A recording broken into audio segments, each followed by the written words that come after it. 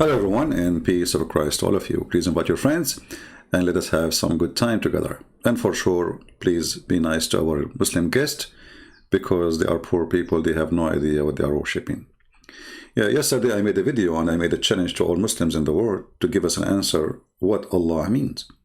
And if you go and review all the comment made by Muslims about that video, you will see how hilarious this religion is.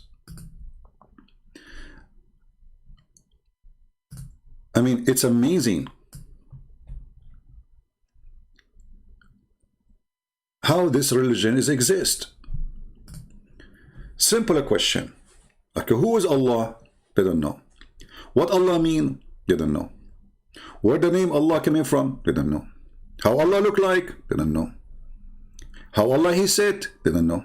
How Allah He stand? They don't know. The Quran says, brother, Allah He istawa ala al-arsh. What istawa mean? We don't know. What Israel mean? They don't know. What Abraham mean? They don't know. What Isa mean? We don't know. And you know, I wasn't going to go online, but I found the answers are hilarious too. Like, I can't skip it, you know. So let me show you an example of some Muslim answers. This guy, his name is Yikis. Mr. Yikis, he says to us, Allah, the name of Allah, maker of everything. And then he continues saying, you ask him, why is Allah Allah?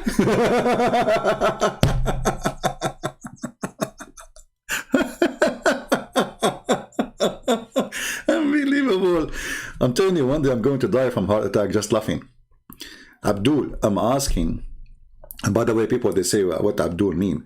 Abdul, every Muslim believe that he is the slave of Allah, and Abdullah mean the slave of Allah. So all of them, they are Abdul. This is what they call themselves, each other. So this is not an insult. Don't take it as an insult. No, this is what they call each other. If you remember, I was debating the Sheikh from New York. So he was saying to me, this is saying there's a guy, his name is Abdul, and the other guy is Abdullah. You remember? Yeah, go watch the video. So this is what they call each other too. So you ask him, why is Allah Allah? Logic, question mark. The knowledge of many things is only with Allah. Question the creator of what? That word? What you expect as an answer?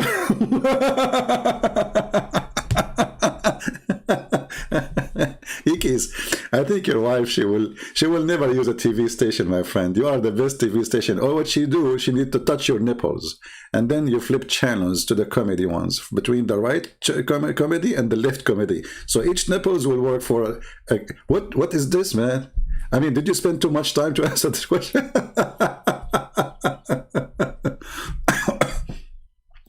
I'm not asking you what he do. Remember, I said it clearly. Don't tell me he's the creator. Don't tell me he is the tall. Don't tell me he is short. I'm saying what Allah means.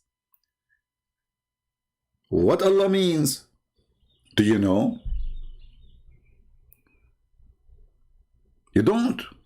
And this is a clear evidence that you Muslims, you stole the name from somebody else. You have no answer. All the explanation, including, actually there's one of them, he posted a comment, but he took it off. But thank God, I remember the name of the video he posted, and he said to me, why you don't play this? I don't know if somebody can see the link there. I did not see it, you know. I look for his comment. He posed for us a video. He's saying, why you don't play this? This is the meaning of Allah. And I will play it, you know. So I'm asking you what Allah mean. So now I said to the Abdul, well, I'm asking what Allah means. And now he got excited and he came back. The Arabian Prophet, yes. And the answer, Allah knows what Allah means.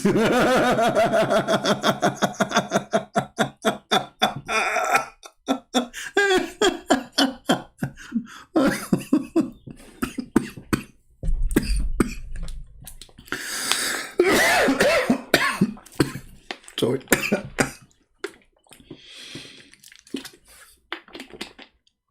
That's deep. That's literally deep, my brother. That's, I mean, you punish me in the face, man. I'm not dumb like Christians, okay? Hello? We will definitely ask him in Jannah, inshallah. So he will ask Allah what Allah mean definitely in Jannah, in heaven.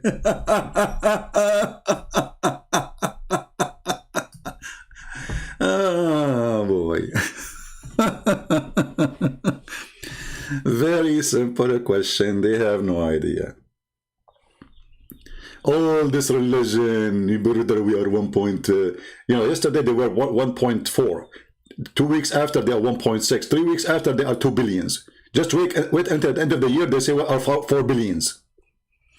Now, come on, even rabbit don't do that. So you will ask Allah, when you go to heaven, because he knows best what Allah mean? Okay. I think you got me there, brother. You got me. Truly you got me. I mean, unbelievable. Let us see another Abdul.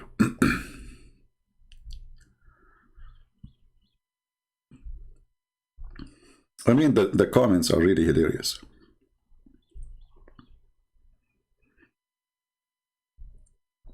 Go read them and laugh. Let us see. Where is the guy? His name is Dr. Ahmed. Dr. Ahmed. Where is Dr. Ahmed? I mean, too many comments to find somebody. Okay, Dr. Ahmed. Where are you? Here we go.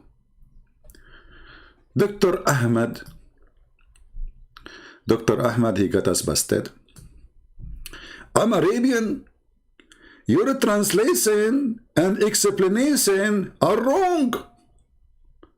First of all, try to be honest in translation. You idiot. I was reading your translation. What my translation? I mean, stupidity is really amazing. I'm showing in the screen. Go back to the video. I'm showing in the screen what your Muslim translation is.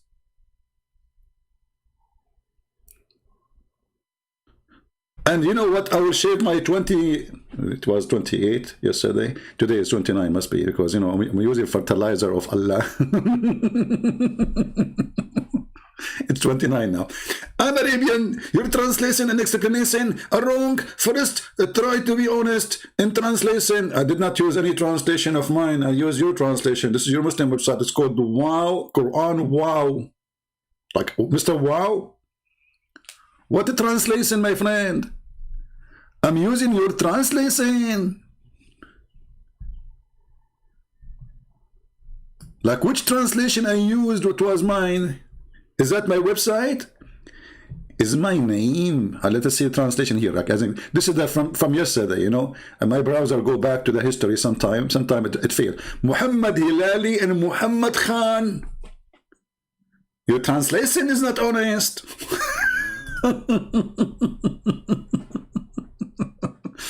And then he says, Allah have 99 names. Abdul, first of all, why your God have 99 names? Why he stop with the 99? I mean, come on, give him one more. You know the thing. Even Joe Biden will not like that. So listen, Allah have 99 names, but you fail to explain the major name of Allah. The rest are, the Muslim they say those are attribute. Those are attribute, and they say they are names. Okay, no problem. Al-Muqit. Allah is Al-Muqit. Allah is the angry. Allah is the revenge. Allah, I mean, all those names are stupid. Allah is a believer. Al-Mu'min. Can you believe it? Allah is a believer. We believe in what? So, and actually, if we ask the Muslims, find us the 99 names in the Quran, you will find that we will not even find 60% of them. There's a Coptic, a Christian priest, is a good man.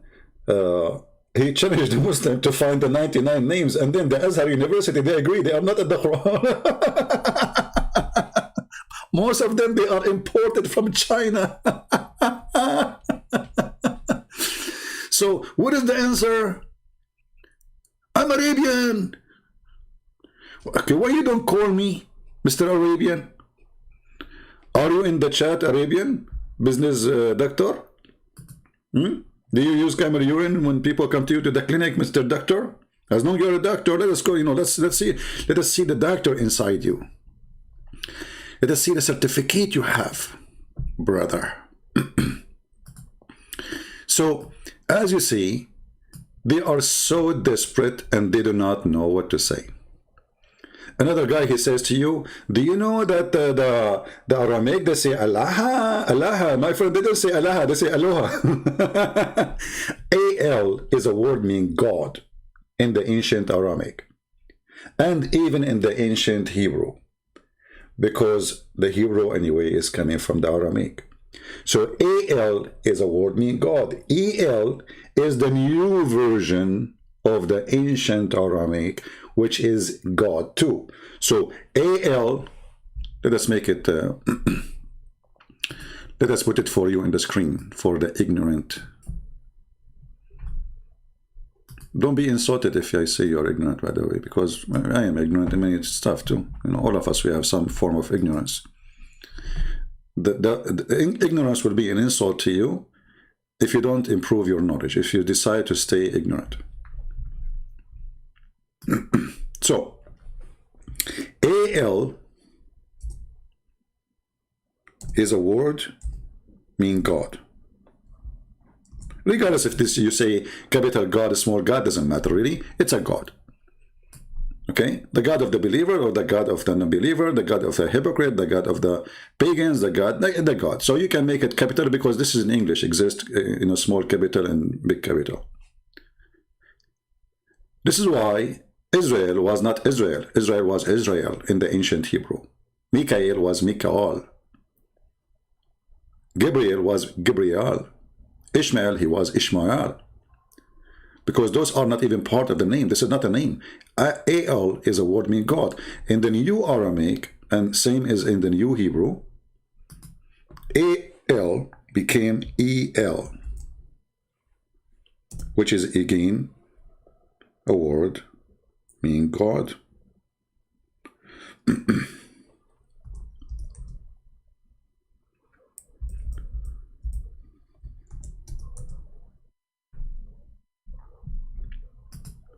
So what happened is that time change, language change, and the Al became El. This is why you will find in the Old Testament in Hebrew, some names still they are using Al, like Daniel, Daniel. Okay, so when an ignorant like Muhammad, a thief, a liar, a stole maker, he copy from other culture and other language, and then he place it in his own religion, say this has belonged to me. Muhammad was a thief. When he would go to somewhere, he sees something, he like it, he adopt it. And we can give you many examples, as if we go here, let's see, just to show you an example. Like now, the Muslims are fasting Ramadan. If you ask the Muslim, Ramadan is what? What is Ramadan? They will say to you, this is where the Quran came, but the Quran did not come in Ramadan. Quran come in many years of Islam. And Ramadan, as you know, sometimes it's July, sometimes it's February, sometimes it's December. So if the Quran came in such a month, then such a month should be follow. Which month? Your Ramadan go around the year, around the clock. If you look with me here,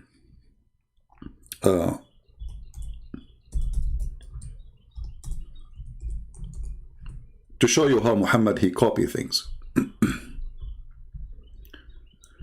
Why Muhammad, as an example, he chose to fast the day of Kippur, or the day of, they call it Ashura in Arabic, supposedly.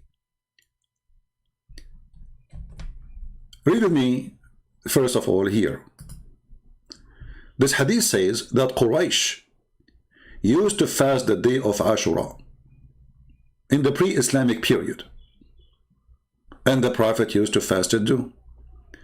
Obviously, this Ashura is not the same other Ashura we will talk about soon, because it cannot be. Either it's for the Jews or it's for Quraysh. Quraysh didn't worship the God of the Jews. So why Muhammad he adopted Ashura? Because this is what the pagan Arab they practice. He practiced it too. Let us continue. Muhammad, he went and he came to Yathrib, which is now the city. It's called Medina. Muhammad, he changed the name. All right. And then he saw a bunch of Jews fasting, you know. He said to them, what is this day? Let us see. Hold on. Let me show you.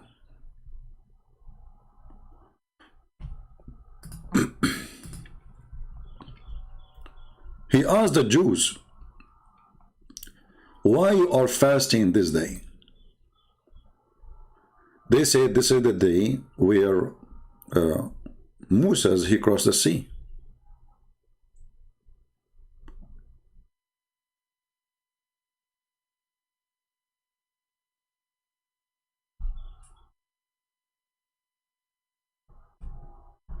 I will show you many examples of this madness, of this thief.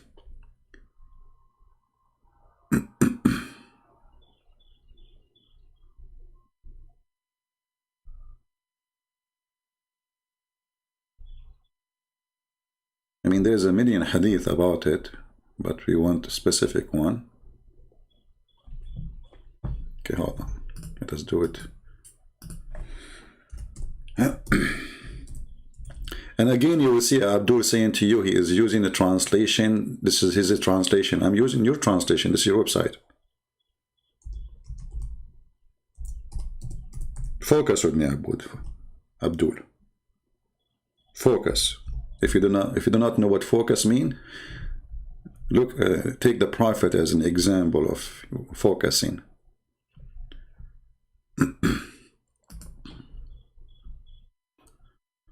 Let us see here. Hold on.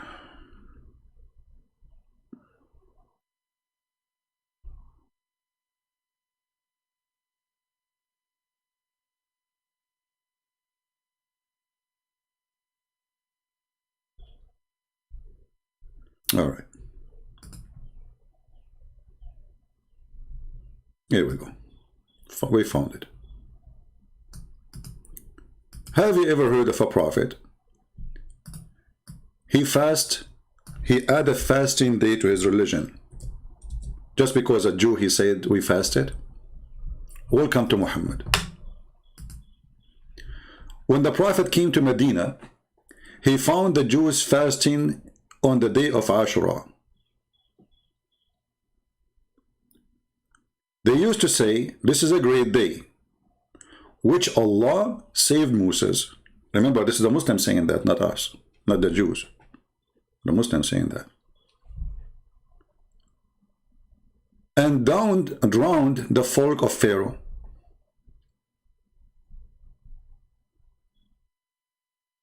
So this is the occasion. Okay. Let us get more details.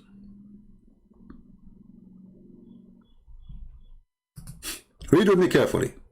And this is Sahih Bukhari and Sahih Muslim Hadith, which mean very authentic. So don't tell me the weak and the garbage you have. Ibn Abbas said that Allah Messenger came to Medina, to Yathrib, the city of the Jews, and he found the Jews observing the fast of day of Ashura. So he asked, what was significant about this day? What is special? Why you are observing it? They replied, it is the day that which God, see not Allah, delivered Moses and his people and drowned Pharaoh and his people. So Moses observed that fast out of gratitude. And look what Muhammad he said. He said, we have more right and we have a closer connection with Moses than you. So God Messenger observed it and fast himself and gave order to fast that day. Okay. Here you notice the copy, cut, paste, cult. Copy, cut. They don't even copy the whole thing. They copy, they cut, and then they paste. If Muhammad is a prophet of God, how come Allah never informed him yet about this day? Secondly, if the Jews, they fast this day, and Moses fast that day, was he informed by Allah that fast this day because Musa fasted? No. Who informed him? A Jew. So we have a clear evidence that Islam is established by copying others. What if the Jews were wrong? What if Musa did not fast this day? What if the guy who said that to you is a liar? What kind of a prophet you are? Do you take your order of fasting, you give it, you are establishing an act of worship, an act of religion based in what a Jew said? Isn't it the Jews supposedly the enemy of Allah?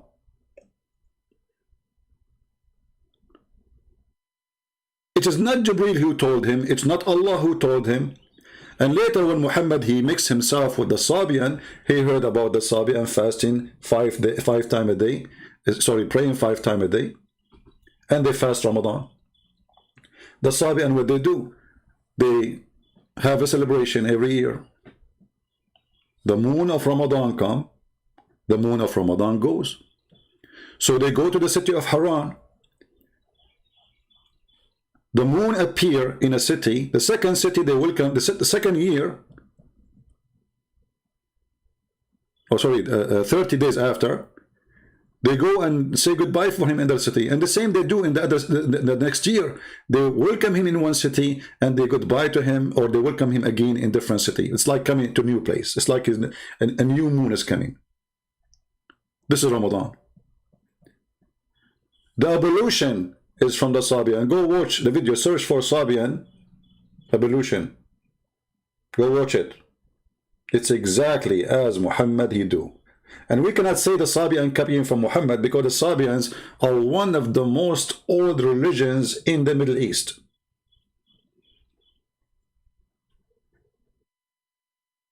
So we cannot say, oh, the Sabian are copying from Muhammad. That would be a joke. The way they put water in their ears, the way they blow their nose, the way they, everything, their feet, their hands, everything step by step. So now going back to our topic. When you as a Muslim, you say to me, you are giving us wrong translation, and I'm showing you on the screen your own website, your own English, your own Arabic, and then you cannot answer me, so you say he is giving you false translation. And you will notice that all the comments we saw, none of them have to do with the question.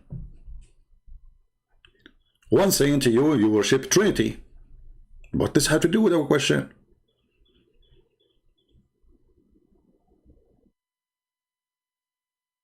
And then Dr. Ahmed, he said, thought I am not a religious person, but while I went to challenge someone, my opponent must be at least honest person. Look who is talking. People who believe in taqiyya and lying and take an oath by Allah name falsely. Isn't it your God Allah? And now he will say to me, the wrong translation, you are giving us false translation. Isn't it Allah who says to you, Allah will not take you accountable for false oath? As long as you don't mean it.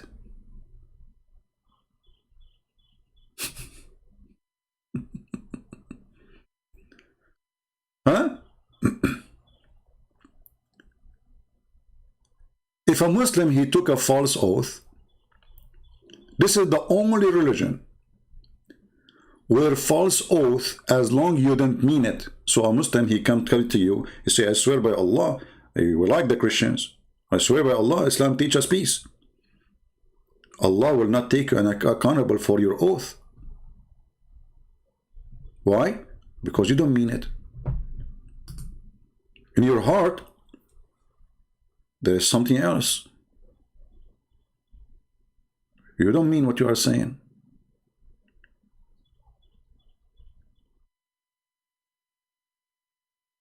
So I can swear, I can lie, and I can do as much as I want. Now, who is a Muslim in the chat? He will say to me, I challenge you to find me the reference. Anyone? Who is a Muslim will say this cannot be true, because this is embarrassing.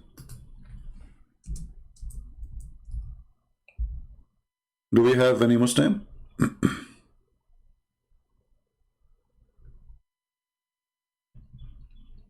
Do you see it?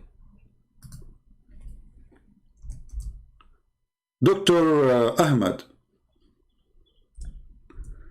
are you willing to call me right now and get me busted? Oh, I forgot, you cannot debate someone not honest, but I thought the whole point of a debate is busting someone is lying. No?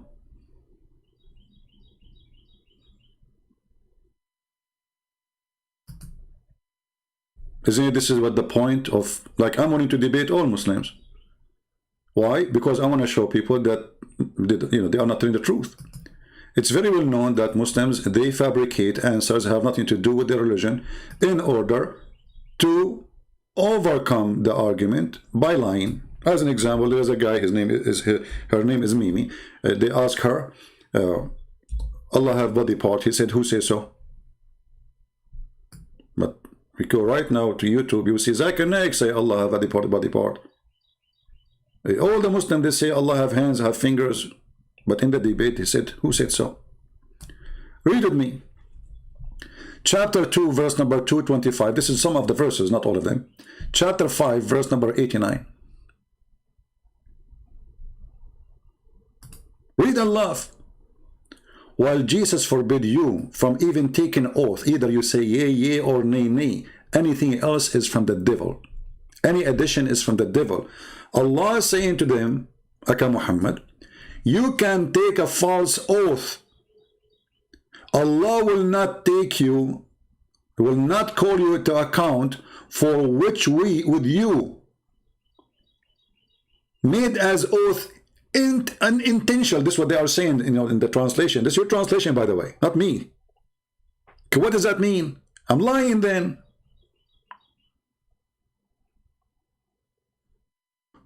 But Allah call you in account in which your heart have earned.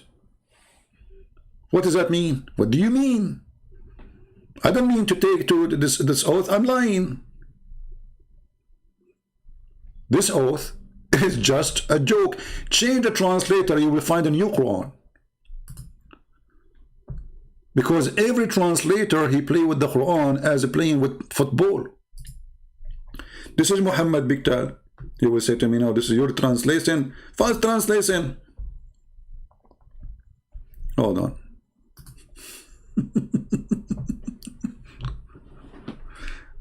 Let us go. Oh boy. Let us go to Biktal. The pages switch. If there is any Muslim, he have something to say, please feel free. We will be happy to listen to you. Allah will not take you to task for which unintentional in your oath. Go and read the interpretation and die laughing.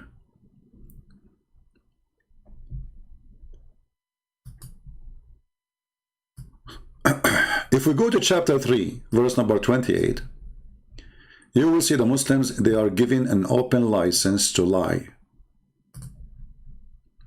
It's called taqiyya. And many naive people do not know that the longer the beard, the bigger the lie can be. They are allowed to lie, my friend, and you are naive. This is their religion. This is the religion of the devil, literally. Because what kind of God? His name is Allah. You call him potato, tomato. Who care? What kind of God? He says to you, you can say to them nice things, but your heart means something else. You cannot take them as a friend, but if you take them as a friend and you mean it, You are not a Muslim no more, and you have no honor, no protection, and we will kill you. And the funny that the God of this religion called the one who don't believe in him hypocrite, but he is the one calling the Muslim to be hypocrite. Let not the believers take the believer not to take the non-believers, the hypocrite, as a friend. The Jews, they're friends. The Christians, they're friends. Okay. As become mighty and honorable in preference to the believers who are sincere.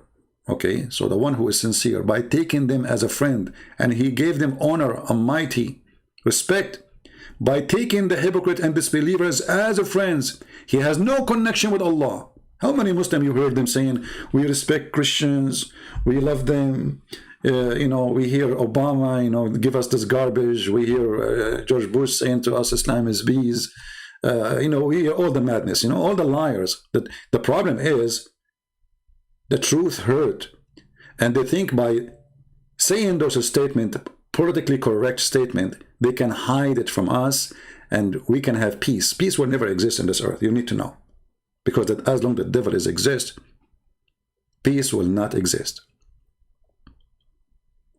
The devil have many names. He have many forms. Muhammad is one of it. And look at the teaching, and you tell me if this is the teaching of the devil. And then read carefully. So the one who has taken someone is not a believer, disbeliever, seeking might and honor with this disbeliever. By taking the hypocrite and disbelievers as a friends, he has no connection to Allah. How many of you naive people keep saying to us, I have a Muslim friend? Okay, no, I believe you. You believe he's a friend, right? But he cannot take you as a friend. The Quran have tons of verses. Chapter 5, verse number 51 as an example. It says specifically, you cannot take Christians and Jews as a friends.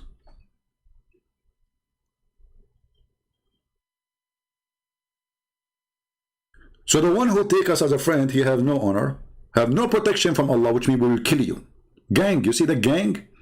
He have no honor or protection from Allah. Protection from Allah means the Muslim will not kill you if you have a protection from Allah. If you don't, we kill you. Your blood is free. Just because you took a Christian person as a friend, your blood is for free. Unless it be that you guard yourself against them, save yourself from them, taken as it were security. We are talking about Erdogan now. He joined the NATO. We are talking about Saudi Arabia. They open more than 20 bases of the American in their land. We are talking about Qatar. We are talking about Pakistan, or Pakistan, the Pornistan, as Fox News said, according to Google. The Muslim will say to you, oh, this is about war. My friend, Muslims believe that they are in war with everyone who don't believe in Allah. I mean, stupidity is amazing, and there's many foolish people, they don't want to listen. This is a person who will take you as a friend. What war? He cannot take me as a friend. It is him who cannot take me as a friend. So if we are in war, already we are not friends anyway. But here it says clearly, you cannot take them as a friend, which means the Christian, the Jews, the Hindus, the Buddha, they want to take you as a friend, but you cannot, because if you take them as a friend, you are enemy of Allah too. This is why you find in different places in the book of the devil, the Quran, where it says, you cannot even take your parents.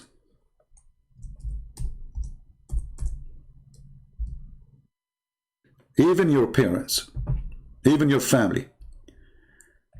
Chapter 58, verse number 22. The Quran says, you will not find one believer, just one, who take those who oppose Allah, who will love those who oppose Allah.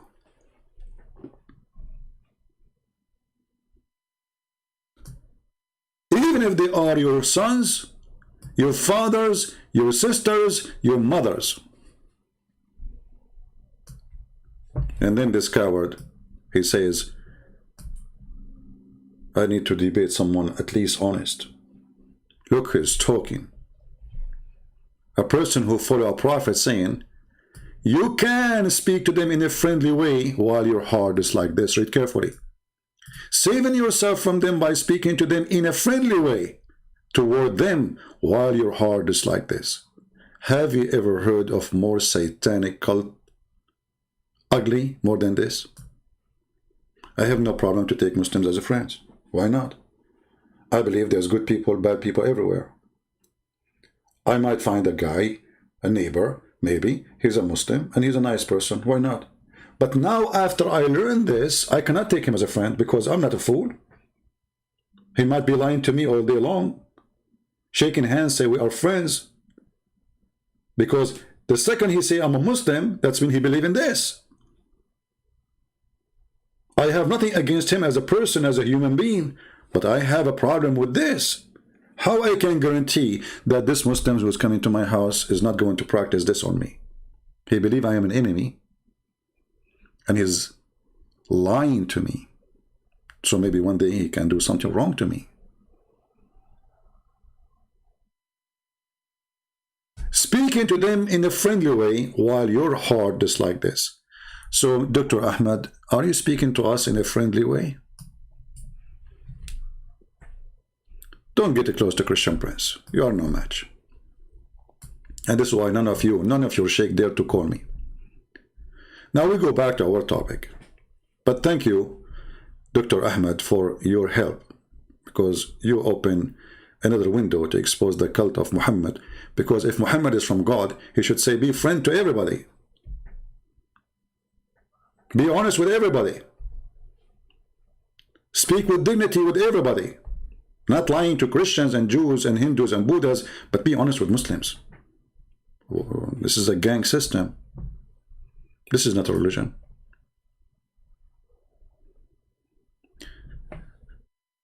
Another Muslim, he says, why you don't play, the comment is there, he says, why you don't play the whole video of Zakir Naik? I said, okay, where is the, okay, I will play it, but where is the answer? Here we go, this is Zakir Naik video. If you listen to it, you will die laughing. Where is the answer? Still we are waiting. Who is Allah? There is no answer. Read carefully, listen carefully. But the crowning name is Allah. Now why do we Muslims prefer calling Allah by the Arabic word Allah instead of the English word God? The reason is, sister, all the other names and words, they can be played around with. For example, the English word God, if you add S to God, it becomes gods.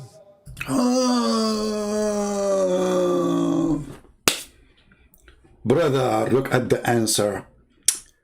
Brother, if in English you add S to God, you make it gods. Can you add S to Allah? Yes, I can. I do. Why not? Look at the answer. She is asking you why you are calling him Allah. You say because it is not gods, it's one Allah. So who cares? Okay, Jesus. Hey, Jesus is one. There's Jesus. This is Jesus. I mean, look at the excuse. Look at the stupidity.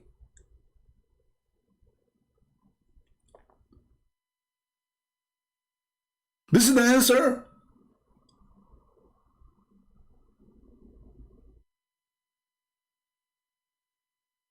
And this is the guy said to me, why you don't play the rest of the video? Because he got you busted there. Let us see. I want to continue. Plural of God. There's nothing like plural Allah. Kul huwallahu ahad. You just confirmed that Allah is not one, because you said Qul huwallahu ahad. Ahad in Arabic is mean echad.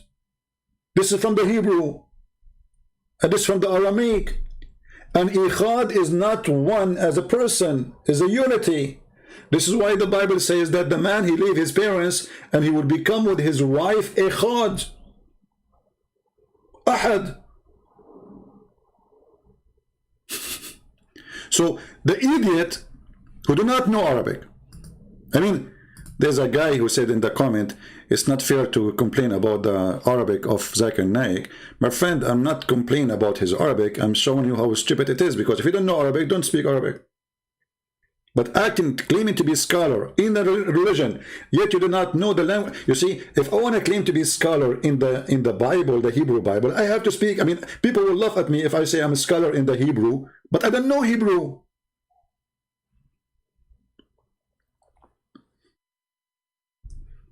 Are you getting the point?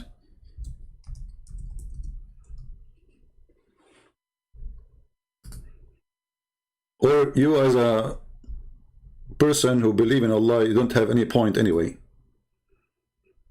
So when Muhammad the liar, he took the word Echad and he says, oh, Qul huwa Allahu ahad. Will he just expose himself? Because Echad is a unity. And you can go and open the Hebrew Bible.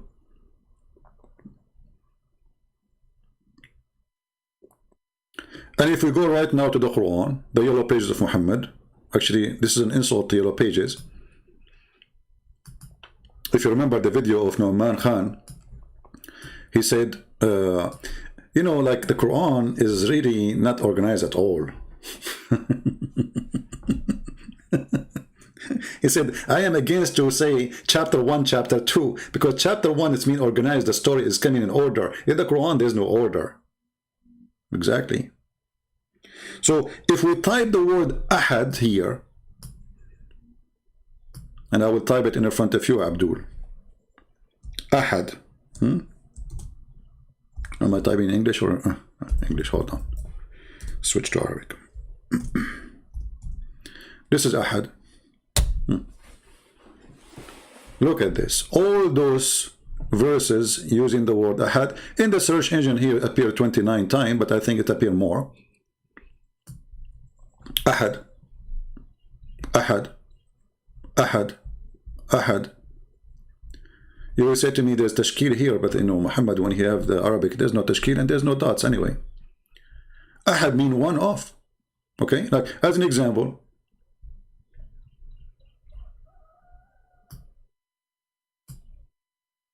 chapter 11 verse number 81.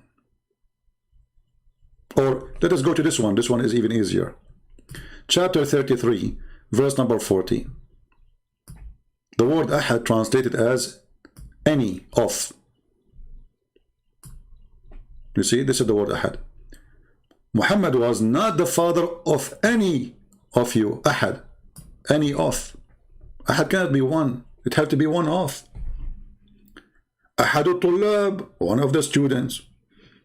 أحد التلاميذ, أحد الأساتذة, أحد الحمير, one of the donkeys. This is what Ahad mean. But the word used in that word, in that phrase where Zakir Naik is quoting, he is copying Echad.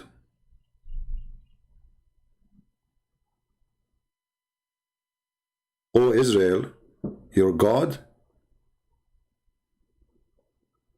is one. This is what Muhammad trying to say. He's trying to copy the Jews. O Israel, your God is one. Even that statement is a copy of somebody. But by using the word Ahad, he got himself busted again. Because Ahad mean one of, not one.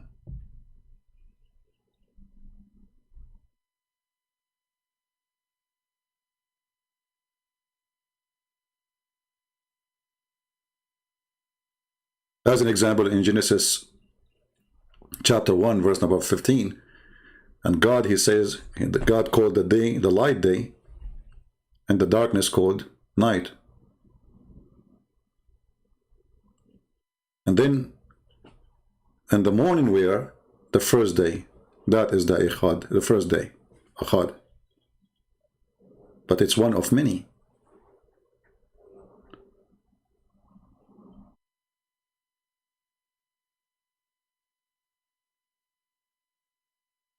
But how you can inform the ignorant?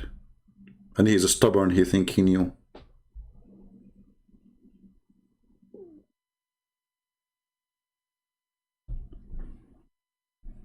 We go back to the video so we can laugh more or forget about this guy. Potato. Jesus versus vegan. A black stone kisser talking about Jesus versus vegan. You know, we got him busted there too. Continue, Zakura. He is Allah one and only. If you add D-E-S-S to God, it becomes goddess, a female god. In Islam, there is nothing like male Allah or female Allah. Look at this liar. How many times the Quran says it is he, it is he? Like what? There's no male and female Allah? Allah is a transgender?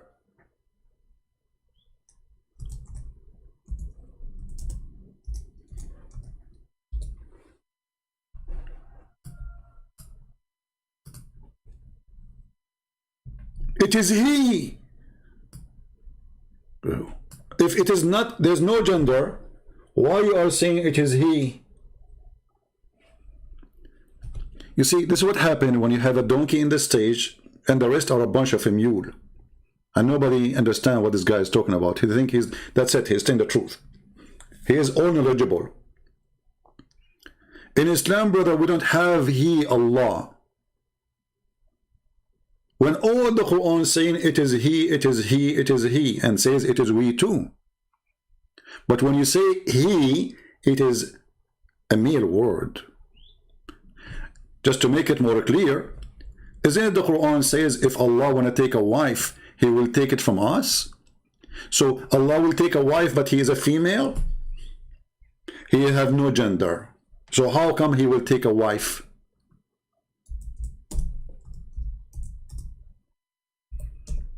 Any Muhammadan have a comment?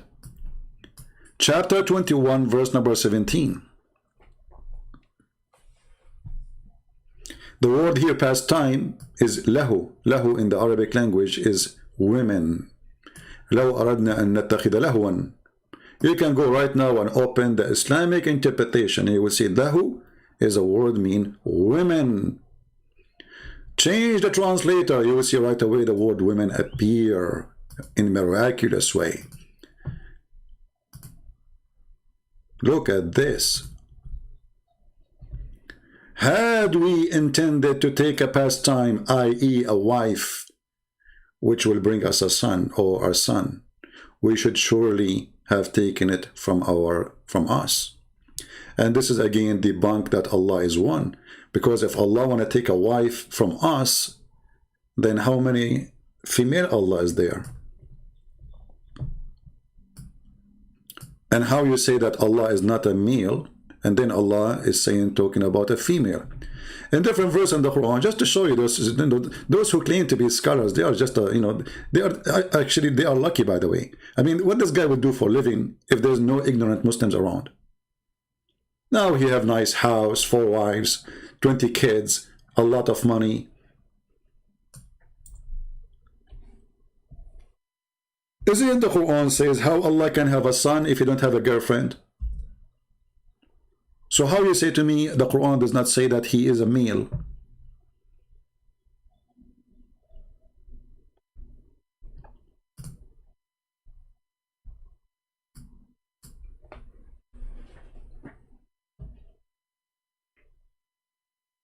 Do you see it? To him, again, it's not a male, brother. It's Allah have no gender. To him is due the primary origin of the heaven and the earth. How can he is not a male, obviously, have a son? Somebody might say to you, Christian, don't you say we believe that our God, Jesus, he came to this earth as a male, no problem. You Muslims, you have no idea what you are worshipping. Jesus, our Lord, the Christ, he came as a perfect male.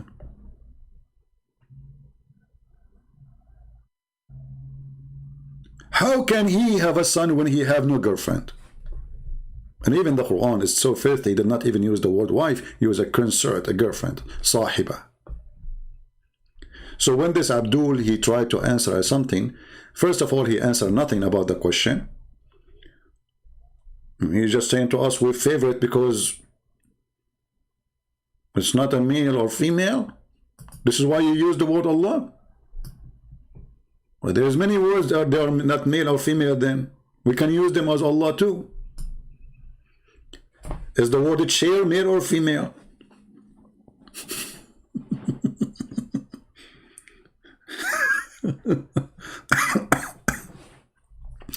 Continue, Abdul. Allah subhanahu wa ta'ala has got no gender. If you add father to God, it becomes Godfather. He's my Godfather. He's my guardian. Okay. If you have father to God, so how the Arab they says Allah have 3 daughters? I mean, look at this silly answer. What does have to do with the question? This is what happened when you ask them an embarrassment question. They don't know. He's just making his own, you know, like, let me find a way to say something. You know, I have to say something. But this is all have nothing to do with the question. The question you should say, okay, Allah, he said, his name is Allah. Okay, but what Allah mean? They don't know. Continue. There's nothing like Allah Abba or Allah Father in Islam. So how you say that the God of the Christian is the same as the God of the Muslims? Because the Christian, they called God our Father.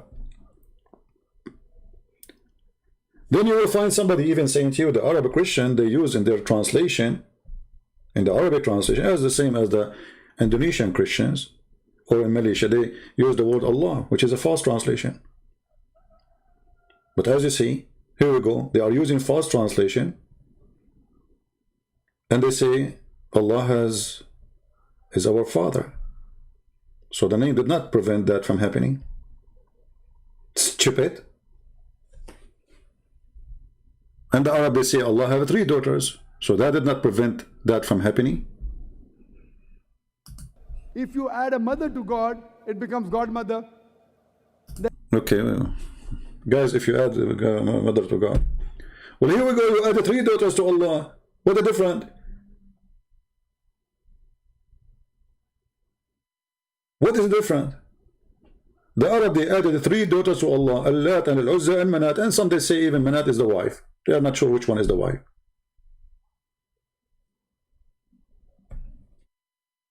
There's nothing like Allah Mother or Allah Ammi in Islam.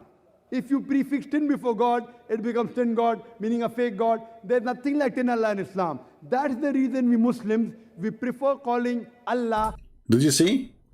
We Muslim, we prefer to call Allah, Allah. It's a prefer. Did you hear this? We prefer. So what this idiot saying, we Muslim look at names and we could not find better name than this name. We look between the words and we say, okay, well, this is the name look like this is this is the best between all the names. So you are worshiping a name, you do not know what the name is, just because you are saying you cannot make it male or female, you cannot make it grandfather, you cannot make it poor. I mean, what this is stupid as what kind of religion this religion is. This is the reason. Remember, he's telling you why he is calling God Allah. And the reason is the following. But none of them is an answer for anything. And that's mean you made a choice of a word. If you find a better word tomorrow, you will dump this word and go to the other word. Continue. A bishop angers when I said Bible use. And what are you talking about? By the Arabic word Allah. And that's the reason this word Allah is also present in most of the major religious scriptures. If you read the 6 scriptures, one of the attributes given to Almighty God is Allah. If you read the Christian Bible, in the Gospel of Mark, chapter number 15, verse 34, in the Gospel of Matthew. Stop. Stop. Let me go there. There is no such a thing. Even the word there does not talk about God, you idiot. The guy he quote, whatever he quote, the Muslim, they put in the screen. Here we go. This is all the translation for Mark 13:34.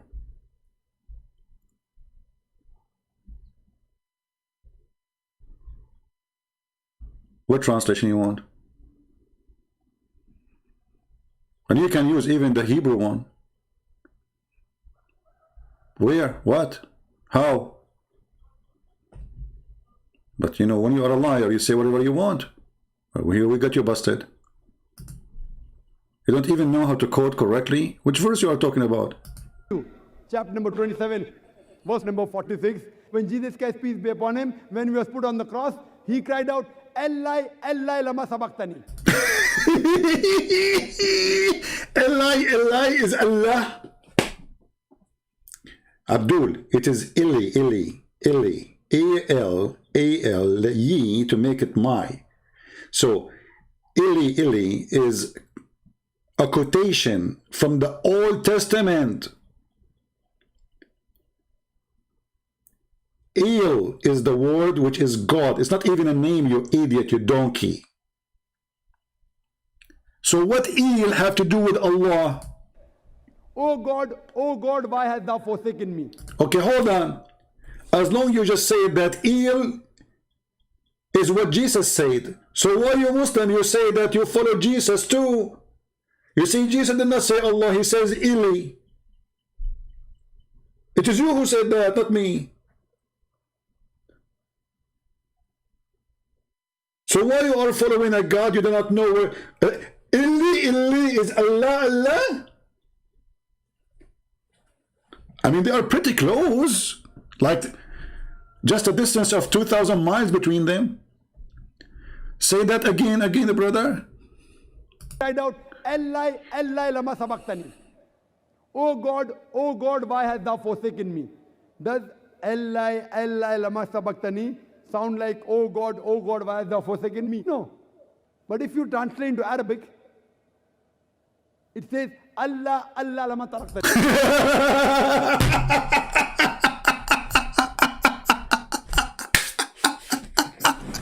Brother, if you translate the English Arabic, you stupid translate what? This is the Hebrew, you donkey. You want to like, if you translate the Arabic, it is Allah, Allah.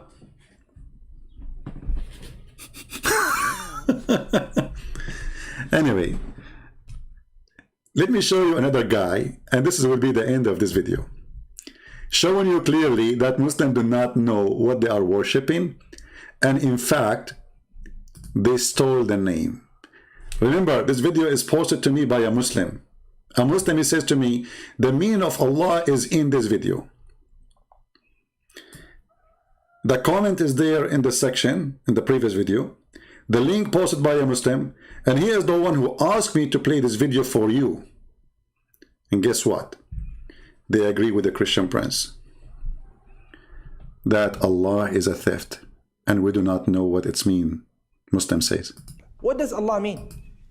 Allah originally comes from the word Al-Ilah, the Lord, the deity, the one who is worthy of being deified. But the nature of language is that over time, language begins to develop. And if a word is being used again and again, repeatedly, sometimes things that are not essential parts of the word may be deleted over time. So for example, in Arabic, people are known as unas. And over time, as the Arabs would say, al-unas, al-unas, al-unas, al-unas, some people started to speak faster and they started to then say an-nas. Even though the original word is still used till today, people use al-unas as well. And similarly, people would essentially say al-ilah, al-ilah, al-ilah, and over time, as the usage continued, al-ilah, Allah. Hilarious! Did you hear it? Did you hear it? The people, they say al-ilah, al-ilah, al-ilah, and by time it says became Allah. Okay, I will go with you then. How the name became the name of your God? Because al-ilah is the God of anybody. And those who say that word first is the pagan. So, is it you who choose the word? People, they say it's a popular word. This is what he said. Listen carefully. Listen carefully. And please have mercy on the Abdul. Genius. He just proved that everything Christian Prince he said is absolutely true. Muslims, they are following others. They are copying others. People say, people said, people before us said. So we copy what they said. We like what they said. We choose it because we like it. We did not make it. It's not the name of Allah. It is a name coming from somebody. What does Allah mean? Allah originally comes from the word Al-Ilah, the Lord, the deity, the one who is worthy of being deified. But the nature of language is that over time, language begins to develop. And if a word is being used again and again, repeatedly, sometimes things that are not essential. Abdul, it's used by who? It is used by who? Used by the infidels, the pagan. So the pagan, they use it. And then Zakir Naik explained to us how unique it is, brother. This guy is just saying it's not unique. By time, they make it easier. So it was Al-Ilah. This what this guy he said. I mean, do you see how every one of them, he give you different definition, different answer? Do you see how much confused they are? The other guy, he said to us, you cannot make it male and female. We prove it to be wrong because Allah is He. Allah says, how I can have a girlfriend, which means He is He. The Arab, they call Allah have 3 daughters, so He can have children. The name will not make any difference. And now this guy is saying to you that the correct word is not Allah. It is Al-Ilah. But people, they want to speak it faster, so make it Allah. Did you hear it? So you Muslim praying to Al-Ilah, not to Allah, or to Allah, not Al-Ilah. And how that became your God. And why you say it's a name then? Because based on what you said, it's a word meaning God. Where's your God name? What does Allah mean? Allah originally comes from the word Al-Ilah, the Lord, the deity, the one who is worthy of being deified. But the nature of language is that over time, language begins to develop. And if a word is being used again and again, repeatedly, sometimes things that are not essential parts of the word may be deleted over time. So for example, in Arabic, people are known as unas. And over time, as the Arabs would say al-unas, al-unas, al-unas, al-unas, some people started to speak faster and they started to then say an-nas. An-nas. Even though the original word is still used till today, people use al-unas as well. So are you saying to me that your God, Allah, He chose the word, the people, they change it? Because the word an-nas appear in the Quran. Allah is using the wrong word? Because you just said it is, the correct one is al-unas. So Allah using the word an-nas, why? Like, what? I mean, where you got those people from, for me from? I mean, you Muslims, you post those videos for me, supposedly to get me busted. And look what happened. There's a chapter in the Quran. There's a chapter in the Quran, you know. What the chapter is saying, brother? So Allah and the Muslims choose the wrong name. Here we go. It's called An-Nas. Do you see it? Isn't it you Muslim, you say that the Quran written before all mankind exist? But you just said that the word, this is a change.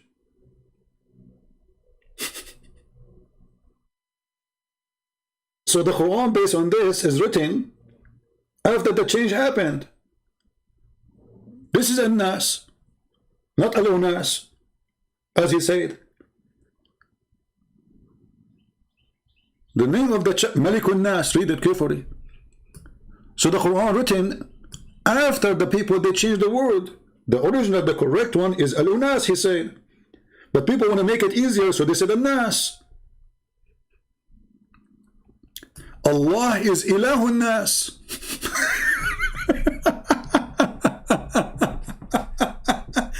The God of An-Nas, Allah. And I like it when the Muslim, they say that he is the God with the small capital letter in their website. Perfect, shaitan. You know, Allah is a small God. Do you see it? Not capital letter. The Muslims admit that Allah is the God of mankind as a small letter. Perfect. So this is the definition. Allah is not really a name. We don't know what this word means. They are saying to you, well, this is a word diverted from the word al-ilah.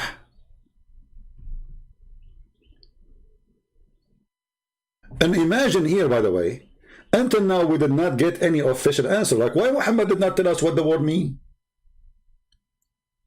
Why Allah did not say what the word means? We have YouTubers. Anyone can make an answer. I can make it. I can say it to you to be a tree. Where is the official answers? And now you admitted that you are stealing the words from somebody else, and this has nothing to do with your religion. Other religion, they would say al-ilah, al-ilah. So you make it, and you make it a name for your God. So you are looking for a God, and then you found a God as of your choice, the God of the Kaaba, the God of the star, the God of the moon, and you said, I'm going to call him La. And just to prove to you that what he said is stupid, more than what he's stupid he said, I mean, the answer he said is condemning Islam anyway. But al-ilah, ilah, is simply E-L, and there is little H at the end, like a sound of a music. Ilah. Still, it's ilah. It's not Allah. It is Il. Idiot. Il. Ilah. That sound at the end, the little tiny H, it's not really even an H. It's like a music sound. They added like for something holy to make it more beautiful. It's not even part of the word. It is Il. And we just heard Zakir Naik saying that Jesus said, Ili, Ili. And he said, this is Allah.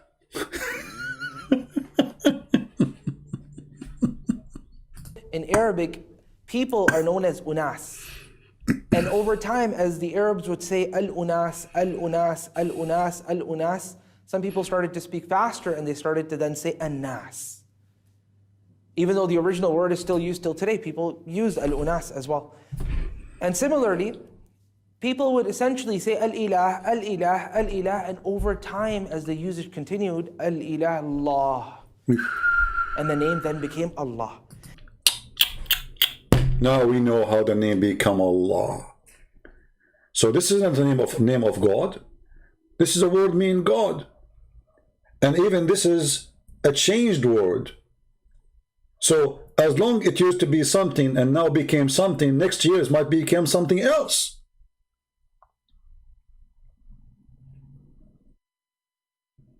So now do you believe me when I say not a single Muslim can answer us? They don't know. They are trying to find a solution what the name word mean. But all would take you 2 seconds, my friend. We showed you in the Quran in chapter number 1. And this is a screenshot from yesterday.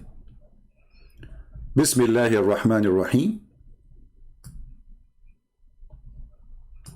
And this is the Muslim resembling the Arabic. Bism is a wrong written, by the way. The Muslim, they took the alif to make it short.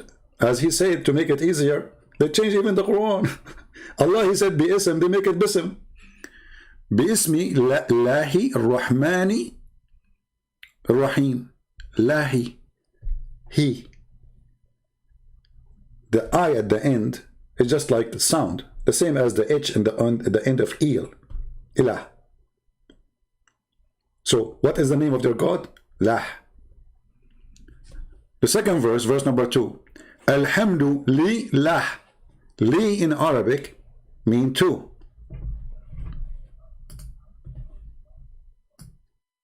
Li mean two. Lah is the name of their God, as you see.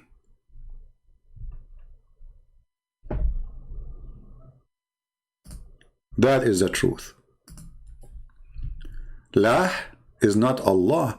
And this is why the Quran deleting totally the letter Alif in the beginning of the name, because it's not a name.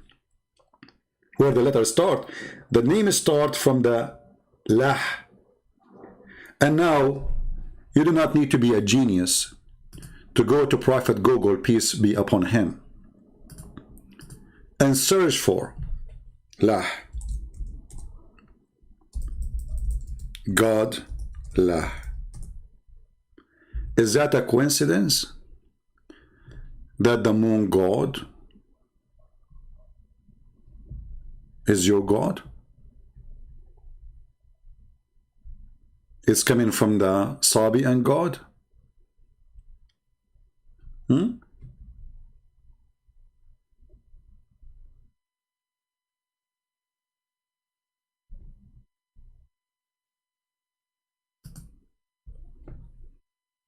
Any Muslim?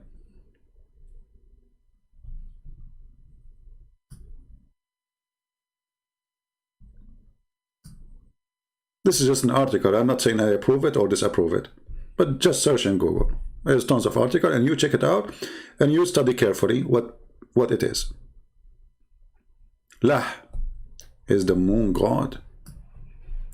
Actually, we have a clear reference that Allah's name is very flexible. If you remember,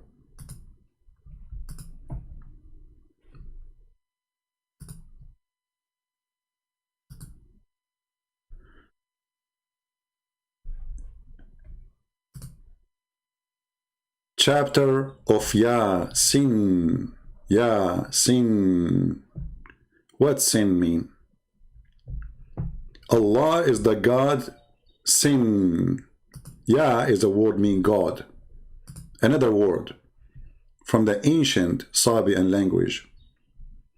Yasin. Ya is a word mean God. Search right now for sin. Sin is the moon god.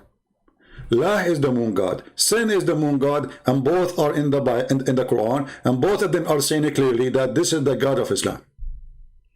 And actually, if you ask the Muslim, what sin mean? What Yasin mean? They say Allah knows best what he meant by that. Additional proof that Islam is a forgery. They don't know. They are copying words from other religions. Tafsir al-Jalalain. Yasin. Allah knows best what he meant by those letters. But if you go right now and search for God's sin, you will find that sin is the same word you use in English for sin. Like when you say this is sin, why they say that? Because you are saying this is pagan. You are saying this is pagan, so this is sin. You're used in English today. Sin is the moon god. So wherever we go, we are surrounded by the moon god. And this is why we will find, when we speak about the moon god, right away we will find the crescent moon.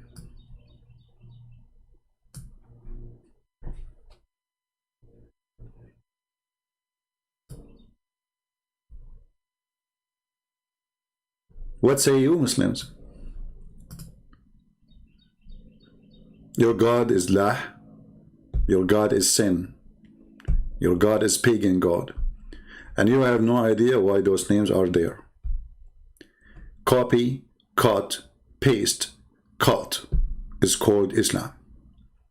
And because you are copy, cut, paste, you do not understand what it says. I mean, have you ever heard of a God? He says to you, Yasin. Okay, what does that mean, brother? Allah knows best, brother, what he meant by this. Because Muhammad is copying from the book of Waraq ibn Nawfal. He does not know what those things mean. I mean, if an average Muslim do not know, I understand. But if the Prophet himself do not know, that is a different story.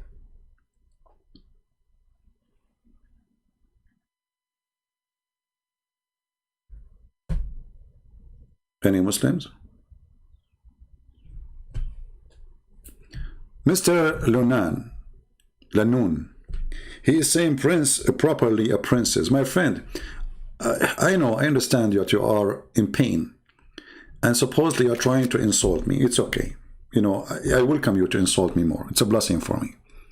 But my friend, as long as you are talking Christian prince is properly a princess, do you want me to make a special call with me and ask me if I do put eyeliner like your prophet 3 times on my eyes a day? If I wear women clothes like your prophet every day? If I pee like a woman like your prophet every day? Are you there? And then we can find out who is the princess here. Are you there? Or maybe you can ask me, hey Christian prince, have you ever kissed your friend down his belly like the Prophet Muhammad? Is that a new tradition in the Middle East? I'm a Middle Eastern. Since when we Middle Easterns, we kiss each other down the belly? Huh? And then the guy said, oh, don't stop. This is how I like it. Oh, brother, don't stop, please. And you are talking about prince and princess. Don't go there. You are talking to Christian prince. You will be humiliated, you and your prophet. If you try to humiliate me, good for you, no problem. But remember, I know all the laundry of your prophet. So the question now, is Muhammad he or she? Muhammad taking off his shirt. The guy, he said to him, this is not fair. The prophet, he poked him under his ribs with his stick. He's tickling him. And then the guy said to him, you are wearing a shirt, but I am not. The prophet, then he raised his shirt. And then the man embraced him. And he began to kiss his side. Who is kissing who? You will say to me, oh, the man is kissing the side of the prophet. The word kashah is the down of the belly, not the side. And why a man even kissing there? And then he starts saying, oh, prophet, this is what I wanted. Oh, prophet.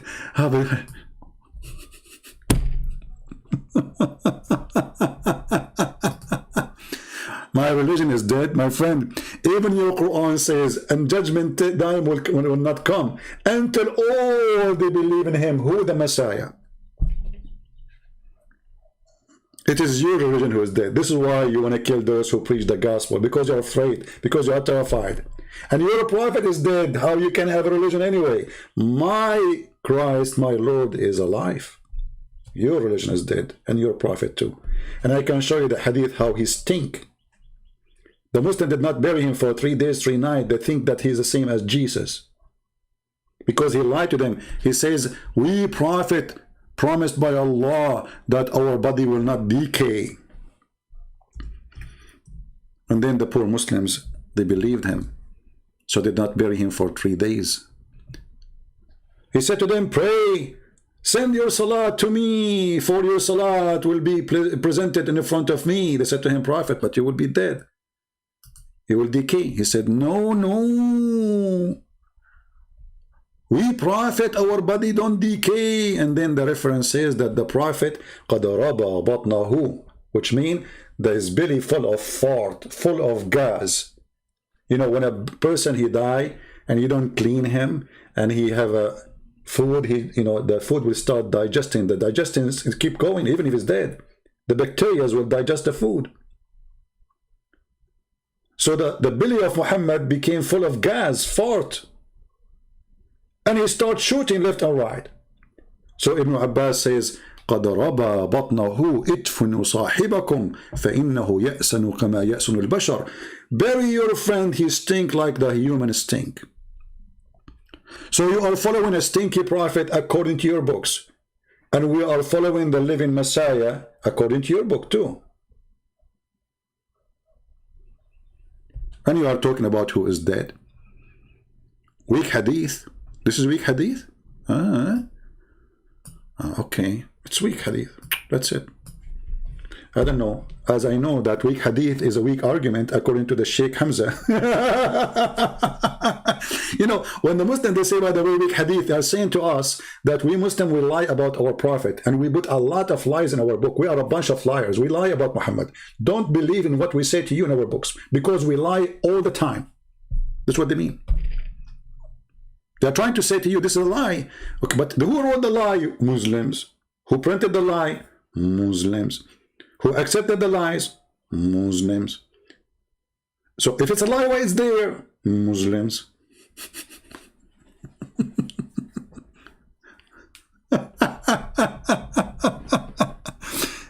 Okay. And anything is embarrassment to Islam, they say it's a lie. It's a lie, brother. Hey, Abdul, first of all, I thought Salat should go to God. Why your Salat will be given to Muhammad? Is he God? Look, you pray now, your prayer is not going to Allah. It's going to Muhammad in the grave. Brother, is that true? And by the way, just to show you the stupidity of this cult.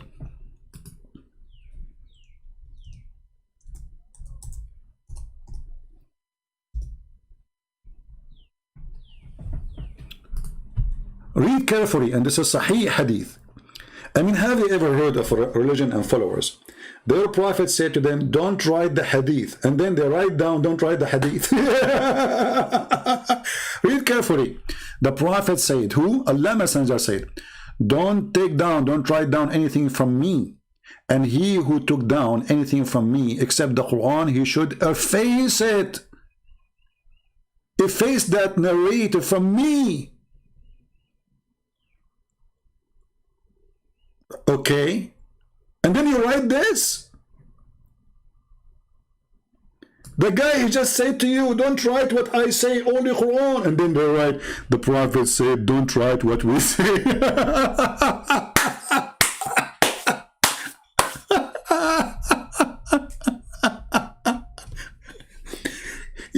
You're crazy. He just said to you, don't write it down.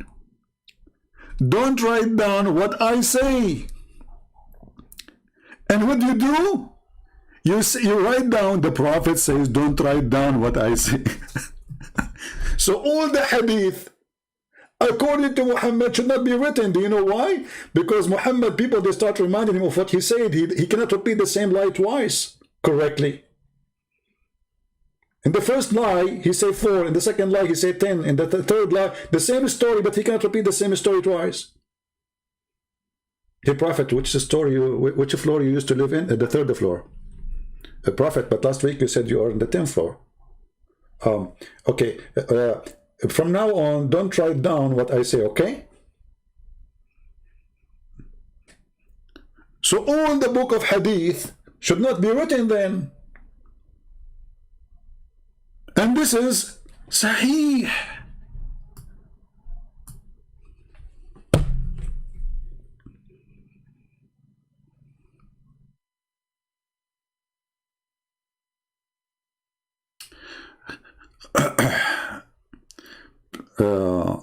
According to the direction of his camel. Well, my friend, the Muslim, they will say to you, well, he's praying, doesn't matter, you know, because the Quran says wherever you will put your face, you know, it's not worth it for me. Hit the head of the snake. Don't waste your time. Do we have any Muslim want to say anything?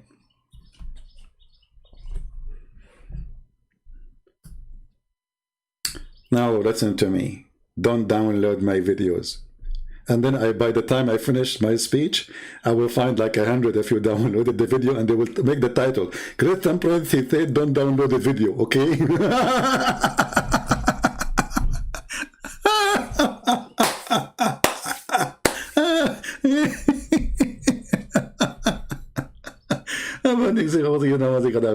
This is so beautiful.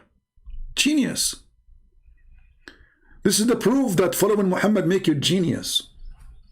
So all those books behind those Abduls is a joke. Your prophet forbidden you from, and they say to you, we are Muslim Sunni, following the order of the prophet. No, you don't. And you know what? Thank God you did not, because all the garbage about Muhammad is here. So if we have only the Quran is a very confusing, stupid book. There's nothing in the Quran. Like flying carpet. Solomon, he heard the ant. And the ant, she said to her friends, hey ants, hide, otherwise Solomon will kill you. What is killing me, I mean, how the ant, she knew the name of the King Solomon. I mean, you know what? You got to respect the ants. I mean, how in the world? She is an ant, but she knew the name of the King Solomon. You see how famous this guy was? And there's no social media at that time, brother.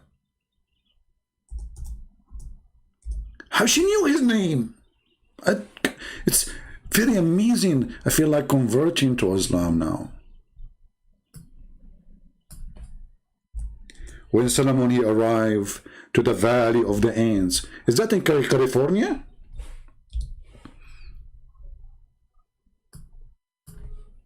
Huh? Where is the Valley of the Ants?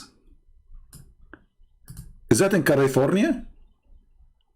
As I know, there's ants everywhere. But look like the ants, they have their own territory and state, the Valley of the Ants.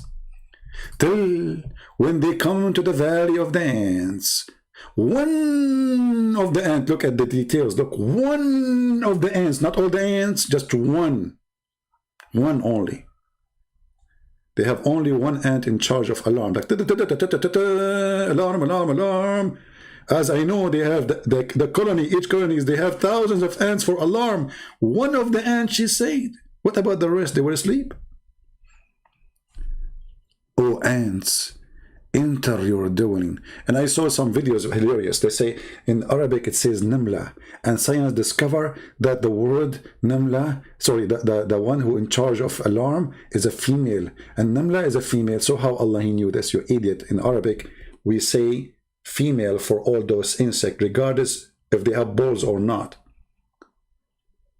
So when they are many, we call them Naml. When it is one, we say Namla, idiot. We don't check the balls of the ants. Hashara, insect, it's a female. Any individual, we add T to it. Idiot. But anyway, this is the good story, brother. Here you learn history. And Darwin, he should start from here, the idiot Darwin. The ant, she said to the other ant, and look how, what we learn from this story. And then Sulaiman, he smiled. At her speech, the ant, she made a speech. As I know, the ant don't talk. They communicate, yes. I mean, we can say they talk, but they don't talk, really speech.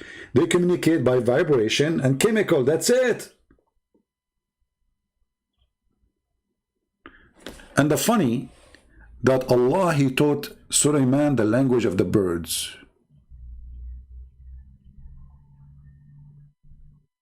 And yet he understands the language of the ants.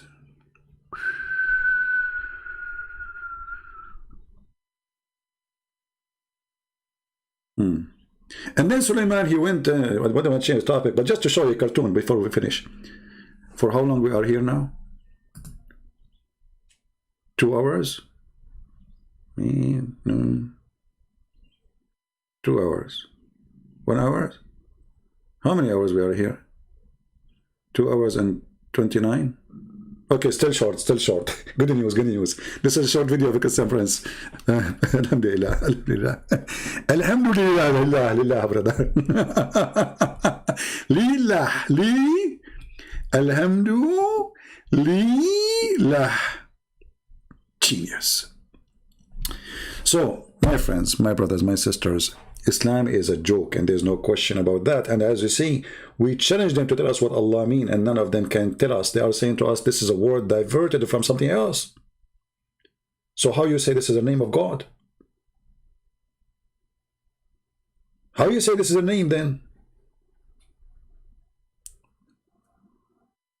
They don't know who is their God. All what they know that Allah have 2 hands in the right side of his shoulder. He have a shin. He have a face. He have eyes. but don't ask more questions. They don't know who they are worshipping.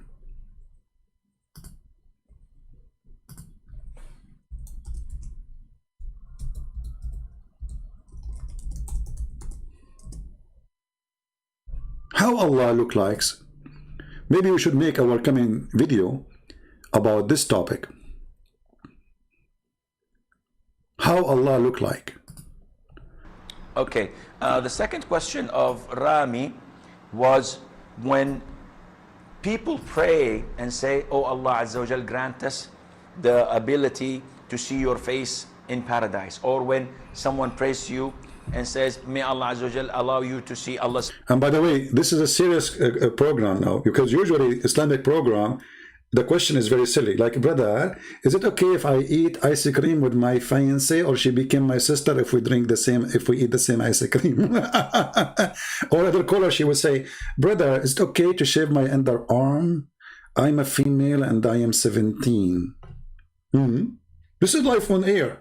Or you might find a woman, she is horny, say, when I take off, listen to this. Once a Muslim woman, she called a sheikh live on TV. I wish at that time I have a program to record it. She said, Assalamu alaikum, you know, and there's two sheikhs, and the woman, she is like making some noises which she don't want to hear, and the sheikh, they start sweating. Brother, when I take off my clothes in the front of the fish tank, the fish, they start shaking. What? The fish in the fish tank, they are shaking? What?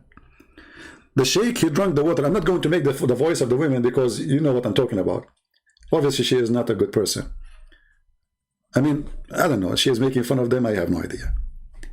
So the sheikh, he drank the water. The other one is sweating. He says, sister, I think a thither, you have to, from now on, don't take off your clothes in the front of the fish tank, because the fish are looking at your beautiful, pure body.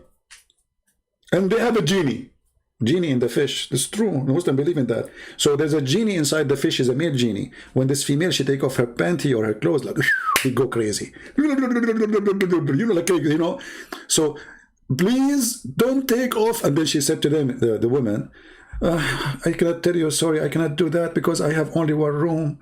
Oh, the guy, he starts sweating more now. He said, okay, sister, don't you have a blanket? Cover the fish tank by the blanket. I mean, look how serious the topic is. At least here they are talking about how Allah look like.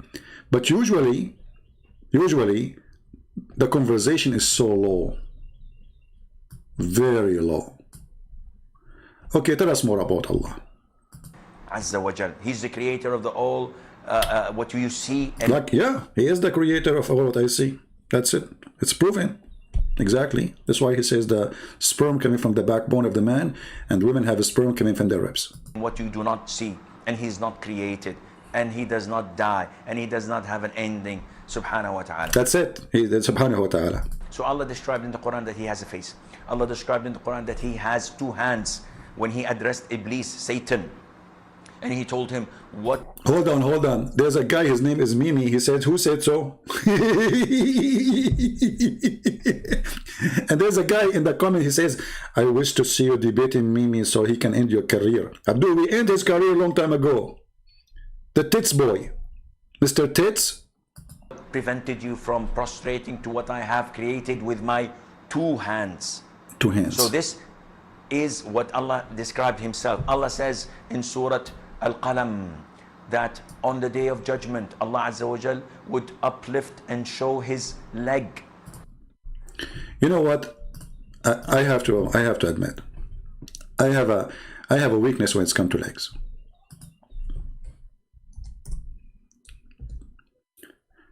But I wonder if the God, he will show his leg.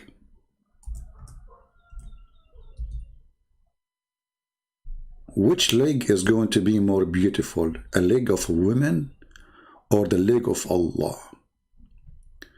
As long as the Muslim, they keep calling him he, I'm telling you from now, I prefer to see a leg of a woman. I mean, like, come on. It is he. So why in the world Allah is showing us his leg? Do any Muslim have an idea? It is He.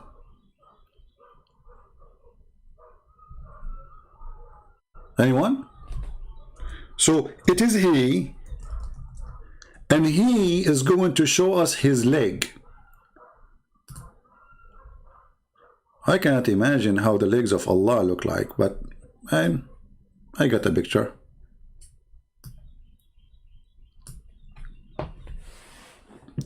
So Allah have two hands.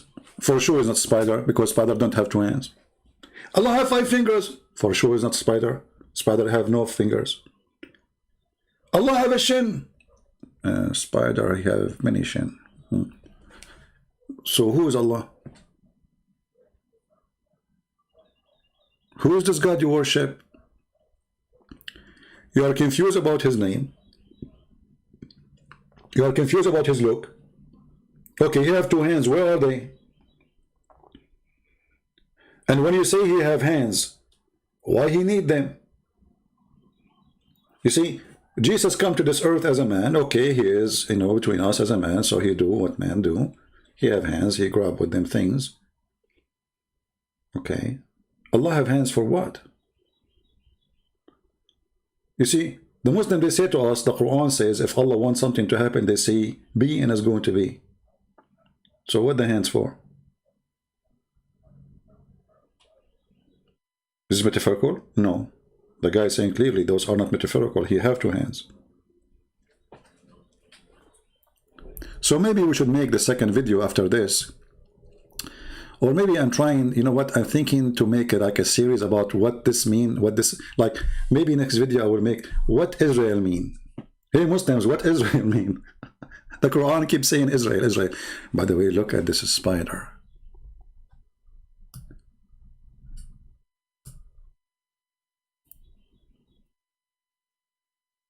I'm confused. Which one is this eyes? He have 4 eyes, this guy? Like, what the heck? What happened to you, Gali? Huh? Let us ask Joe Biden what happened to the spider. Hey, Joe Biden, president, what happened to the spider? You know the thing? Oh, okay. I mean, look how short the answer and how sharp. That is Muhammad. You know the thing. Allah knows best. So, Allah have hands, Allah have legs, Allah have a shin, and Allah will show His shin. Why? Like, what is the occasion exactly? Striptease days?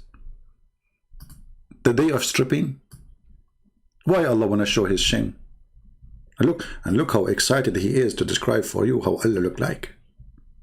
In Surah Al-Qalam, that on the day of judgment, Allah Azza wa Jal would uplift and show His leg.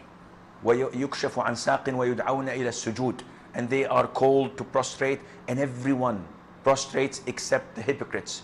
All the believers would prostrate, and the hypocrites... Only the hypocrite, brother. Only the hypocrite. They will not prostrate. Do you prostrate to Allah? No, I don't. You are a hypocrite. will try to prostrate, and their back goes one... My back feel one piece, to be honest with you. Okay. piece, and they will be thrown into hell.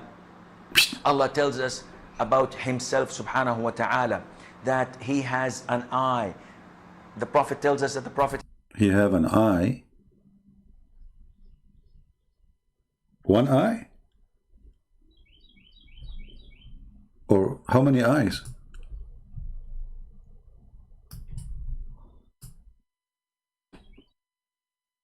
Man, look, what? Allah has an eye? I mean, do you see how much they knew about their God? Allah has an eye.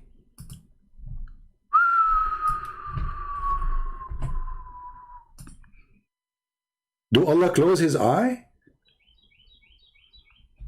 Do Allah sleep? Maybe Allah is like an alligator. He never closes his eyes. Okay. That Allah Azza wa Jal has fingers. When He says, "Oh Allah, the hearts are between two of your fingers. You flip them as you wish." Between two of your fingers? How many he have? So this is what you know about your God. He have fingers.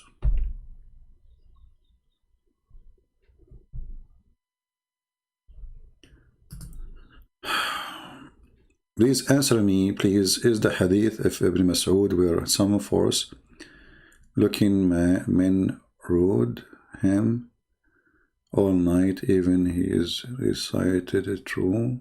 I'm not sure what do you mean. Looking what? Looking men rode him? I don't know. I don't understand your question, Ben Yehudi. Your English is like mine, my friend. It's messed up, you know. I could not get it. Or maybe because my English is not good, I could not get your question. What do you mean? So I just see the Muslims, they have no idea what they are worshipping. You know, they are guessing. Allah have, you know, they look here in what Muhammad said. There's 2 hands, there's 5 fingers, you know. He have a shin, his magnificent, beautiful leg. Actually, this is one of my favorite videos. When the guy says Allah have magnificent, beautiful leg, shin.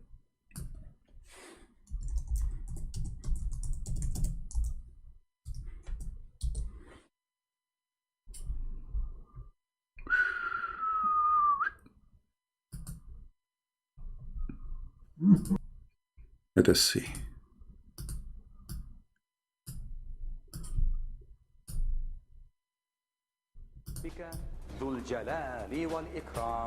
Everyone on it will perish.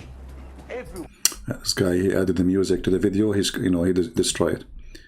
Don't add those music for those videos. It doesn't make sense anyway. Let us see this one here.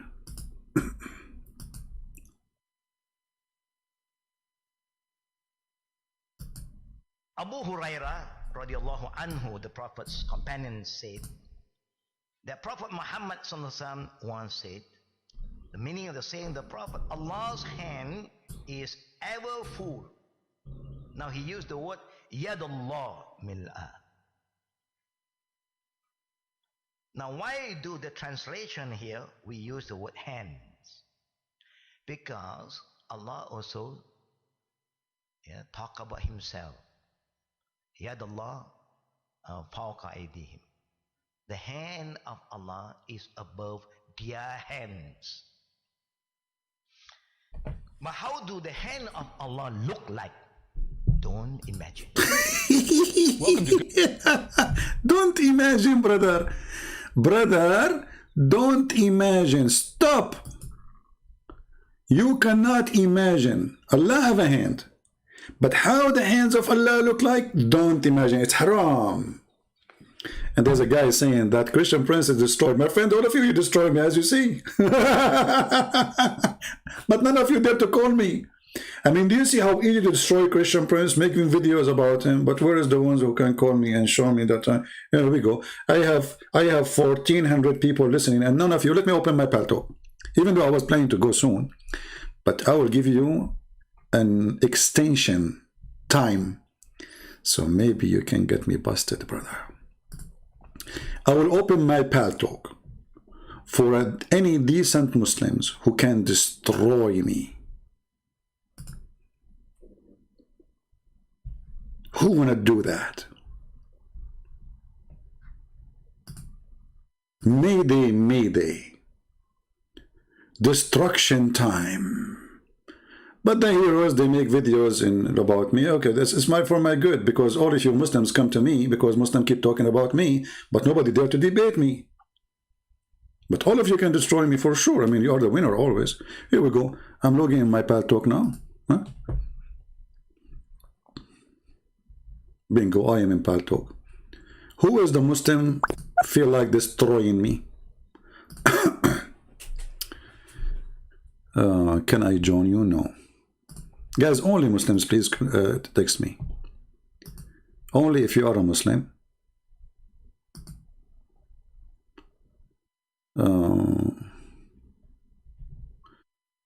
Bluebird, my friend is a Muslim. He wanna call me. Let him call me. You know, let him text me. Text me first, because you cannot call me right away.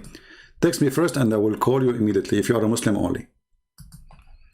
Do we have any Muslim would like to call me and tell us what his thought about what we just said about Allah. Anyone?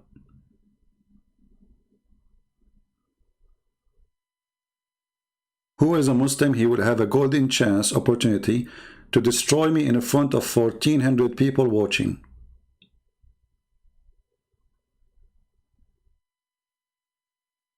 Anyone?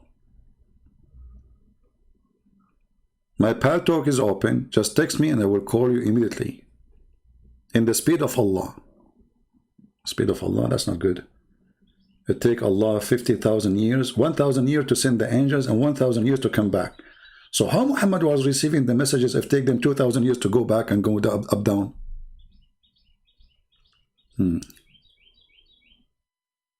Any Muslim?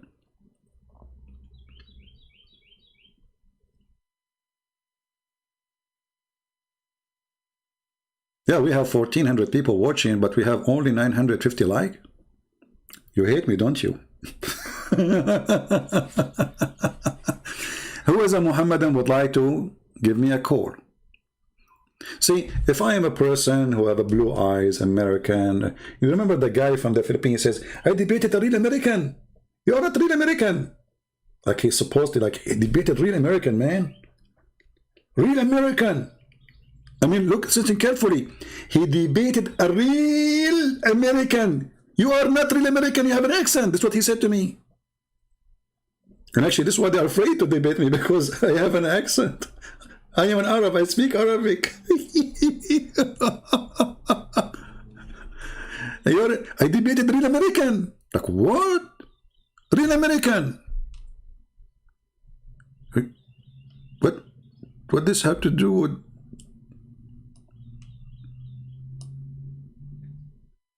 What? So my pal talk is open. Let me see, I have one text. No, this is not the text. Any Muslim? Just text me. Just say I'm a Muslim, I will call you.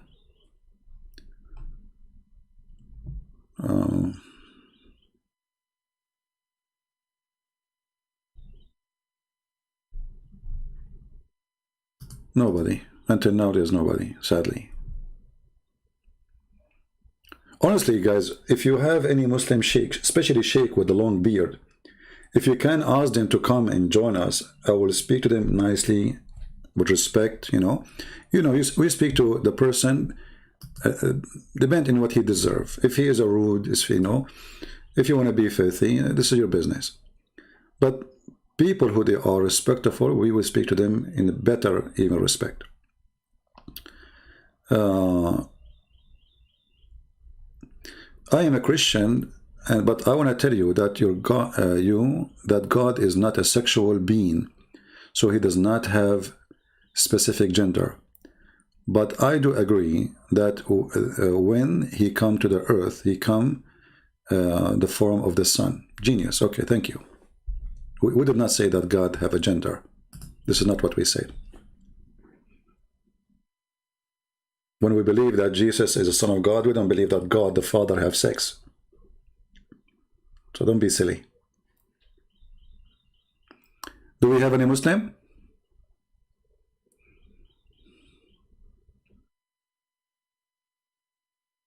Anyone? Who is a Muslim would like to give me a text and I will call you immediately. Anyone? And if you don't want to talk about the topic we are talking about, feel free. Anything about Islam, Muhammad. Who want to call us to tell us how Muhammad is a prophet of God?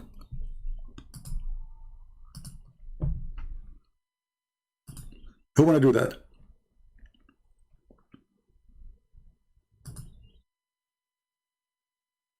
Who is a true believer? He believes Muhammad is a prophet.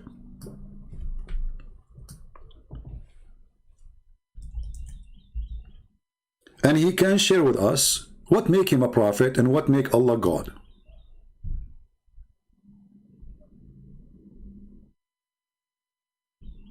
Anyone? Choose whatever you want topic about your religion, I will be happy. Who is this Allah? Do you Muslims know? You know, all what you say to us, He is the creator. Well, all religion, they say there's the God they worship, He is the creator. Do you have a proof that Allah is really the creator, the real creator? Because there's many that claim that creation belong to them, you know. Do you Muslims have any proof of such a thing? Because talk is cheap. Proving it is something wrong, different, you know. Anyone?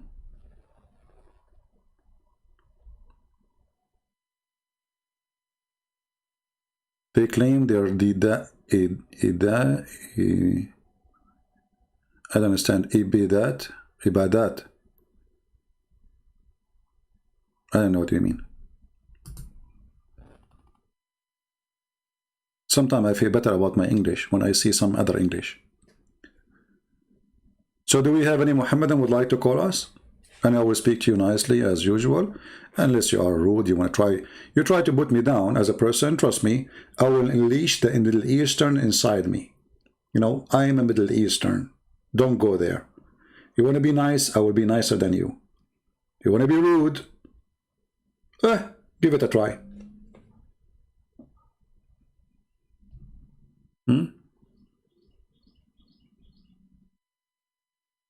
Any Muslims? Who is a person who have a beard, big beard? I like big beard, you know, big beard, very nice, you know. I have a big beard too. You know, we can put it next to each other, see like which beard is longer. And the longer one, we can use it as a towel. Because your beard doesn't make any difference anyway. I mean, you grow up, all of them, they grow a beard. Zakir Naik is trying to grow a beard, by the way, but sometimes it's not growing. He used fertilizer, it's still not working.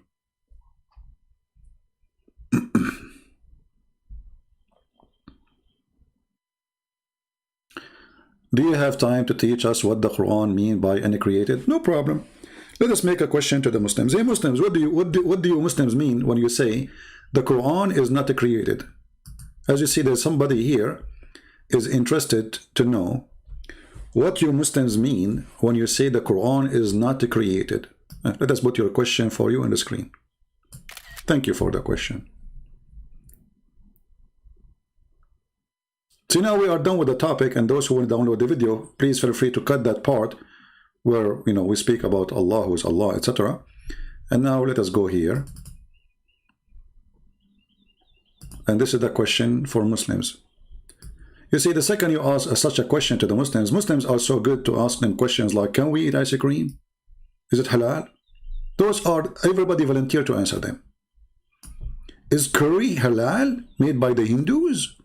Brother? What? Is the Hindu curry, brother? The curry made by the Hindu is halal? What? It's a curry.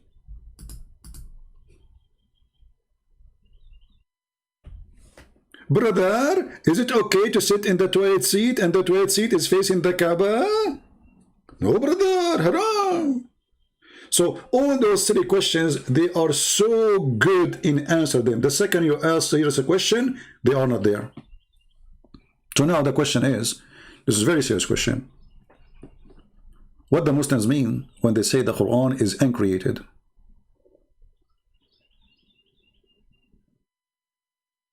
Any Muslim can tell us? Because by saying that the Quran is uncreated, now we have Allah, according to Muslims, is not created, right? What make Allah divine according to Muslims? Because He is not created. That's wonderful. Quran is not created, not even by Allah. So it's created by who? Never been created. So we have to divine.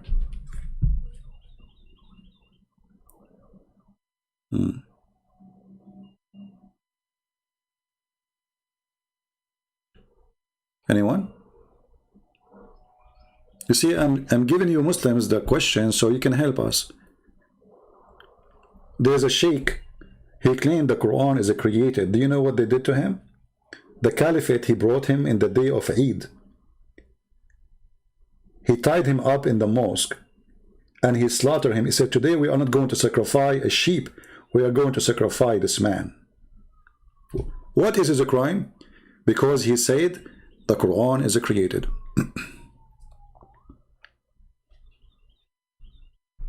So if the Quran is not created,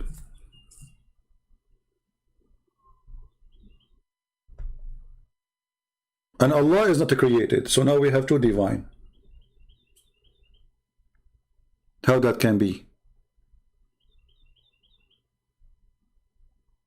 Anyone?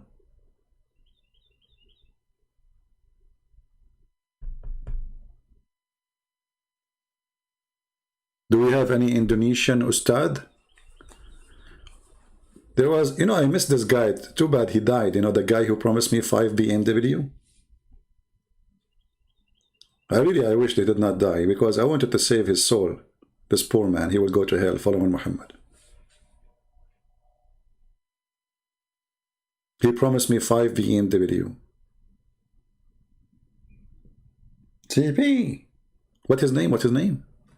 I forgot his name. What's his name? Ustaz what? Insane? Insane. Yeah, Ustaz Insane.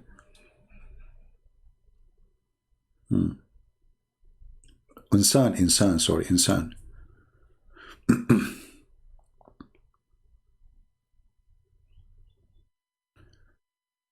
I'm getting Pal Talk. We can set up a talk, no problem. Are you a Muslim, Mr. Preston? Only Muslims, they can contact me. Remember, don't contact me if you are a Christian. And those Christians who contact me in Patreon, please don't contact me unless it is necessarily. Remember, I have tons of people, they keep, you know, I mean, you can, I really would love to give you all the time I can, but for me, I prefer to answer questions asked in public, so everybody get the benefit of the answer, not one individual. And I'm not good in writing emails. It takes too much time. While answering you here, as you see, I'm giving you all the time. I mean, how many hours you want? Have you ever heard of somebody stay with you for 5 hours non-stop until his voice is gone? I used to stay even 12 hours.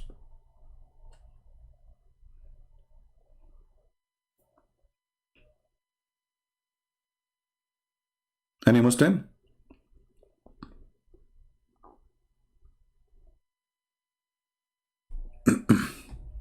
Okay, until now we don't have any Muslim, sadly. And too bad. We wanted you to give your voice to those audience, so people, they can hear the other side of the story. You know, it's not good to hear one side of the story, right? But I assure you that the Muslim story is not even a side of the story. It's a fiction. They don't know what they are talking about. I never saw a Muslim, he knew what he's talking about. Never. No, Malik, sorry. Only Muslims can call us. As I said, we don't want to do what the Muslims do. Two Christians talking about Islam, you know, talking. No, we want. I am the Christian. He is the Muslim. Listen to it. That's it. Two Christians does not make any better. You know.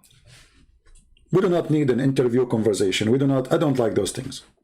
This is why I don't even join other Christian programs. They invite me. I say sorry. I like to do my work alone. I want a Muslim to call me. A Muslim who can prove me wrong. You can try.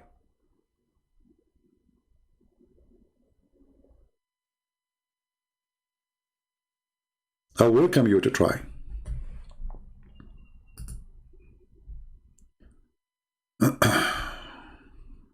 Okay. Look like we have a Muslim. My friend, I tried to call you. It says you are not online. I don't know why. The one you call yourself Kelly.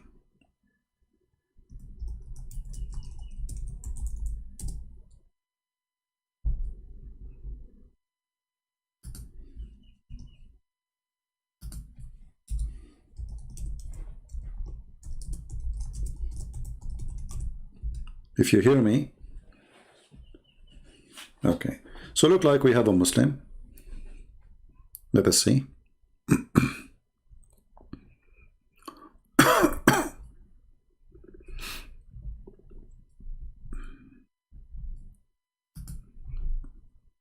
Invite your friends. We have a Muslim who want to join us. I hope he is knowledgeable. And he said he want to speak in, like, with respect, so that's wonderful.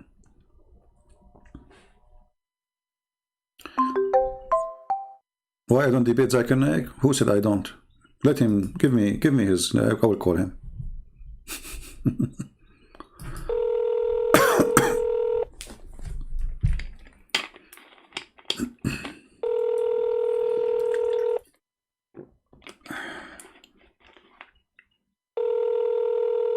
Answer, my friend, answer me.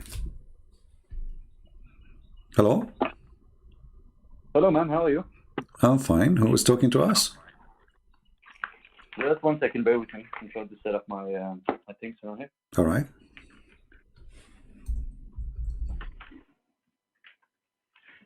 Since no one wanted to talk, I wanted to get up and really have a discussion with you, respectful, of course. That's nice, my friend. You are welcome. And you are a Muslim, right?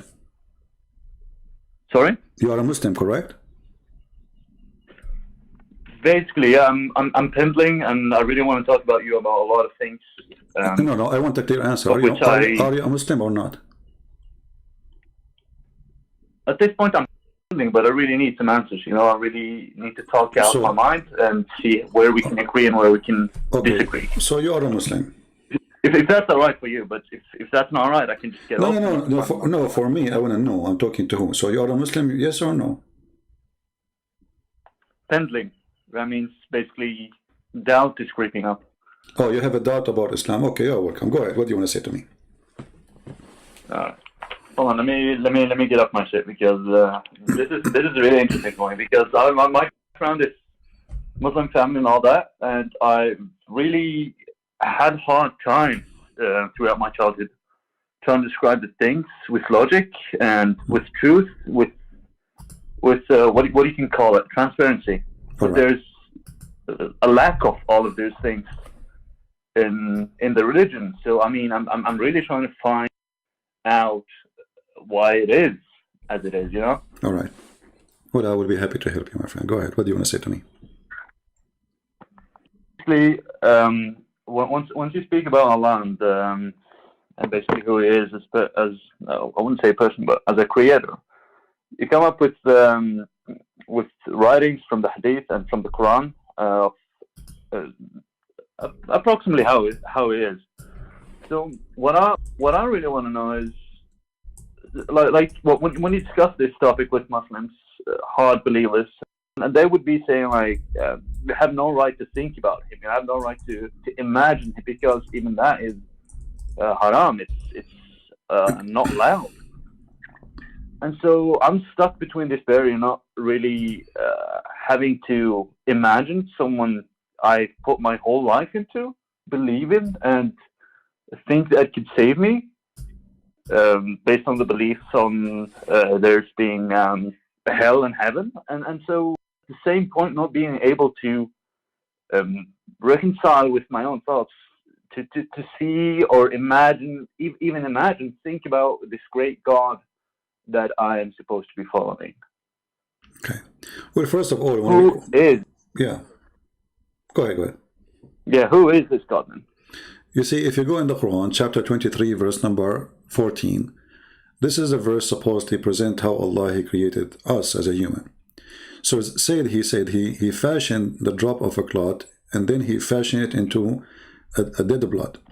Here you see right away that this God who claimed to be God, the creator, he don't even know how the baby is created, because, you know, stating that we are sperm who become a dead blood, and then that dead blood became a baby, is stupid. Secondly, in the verse there, depending on the translation, you will see it says, فَتَبَارَكَ اللَّهُ أَحْسَنُ الْخَالِقِينَ.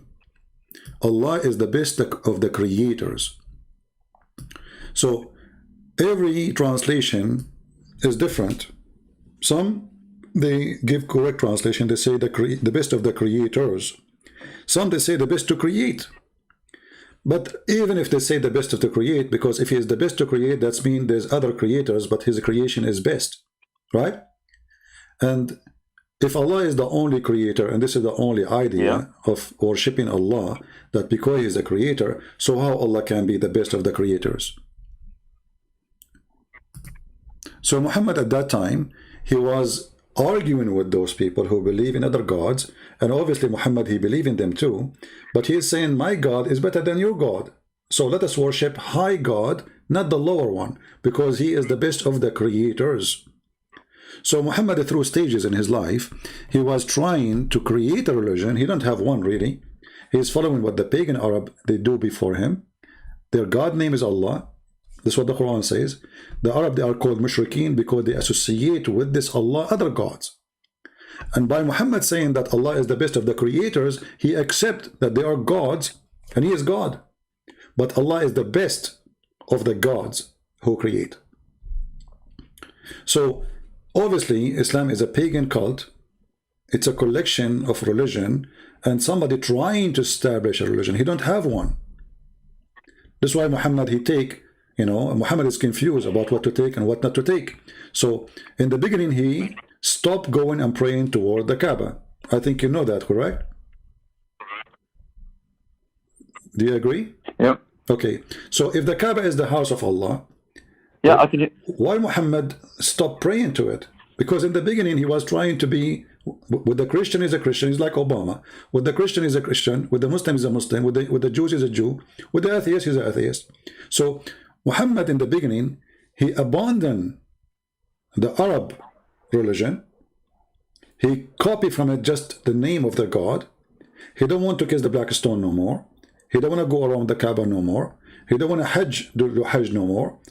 And then suddenly, when he gave up with the Christians and the Jews, that they will not believe in him anyway, he decided to switch his religion and go back to follow the God of the Kaaba and to make the Kaaba a station of worship. And actually even the hadith report that the one who made him change the direction of the Kaaba is not Allah, it is Umar ibn al-Khattab. This is why the hadith says that my Lord agreed with me, my Lord agreed with me in 3 things. Some they say 10 things, some they say 5. So one of them is the hijab, one of them is the Kaaba, one of them is divorcing Muhammad's wives. And the hadith says that Allah, he sent the verses as I mentioned, as I said. So the verses revealed by Allah is as I said. So what kind of God he take from a man? He is not a prophet. He take from him verses and he make it Quran. Why Allah he take the opinion of a man to change the direction? Even the Quran says, like if you ask the Muslims, is the Kaaba is a choice of Allah? They say, yeah, this is the house of Allah. Okay, but look, the Quran says Allah will give you a direction which you like, you accept. So it was not a choice of Allah, it was a choice of Muhammad. Chapter 2, verse 144, it says that we see that you are turning your face around. Muhammad did not know which direction he should pray for. So he prayed to Jerusalem because he was living with the Jews. Then Muhammad, he is, so Muhammad now in the stage, he's trying to make an excuse how I can change the direction of the prayer, go back to the Kaaba. So he gave them this verse. So we see that the turning of the face of you, Muhammad, for guidance to the heaven. Now we shall turn thee to the Qibla direction, that shall please thee. So Umar, he said to Muhammad, let us change to the direction of the Kaaba. Muhammad, he liked the idea. Muhammad, he made a verse, says, Allah told me to change the direction, and now we pray to the direction of the Kaaba. As you see.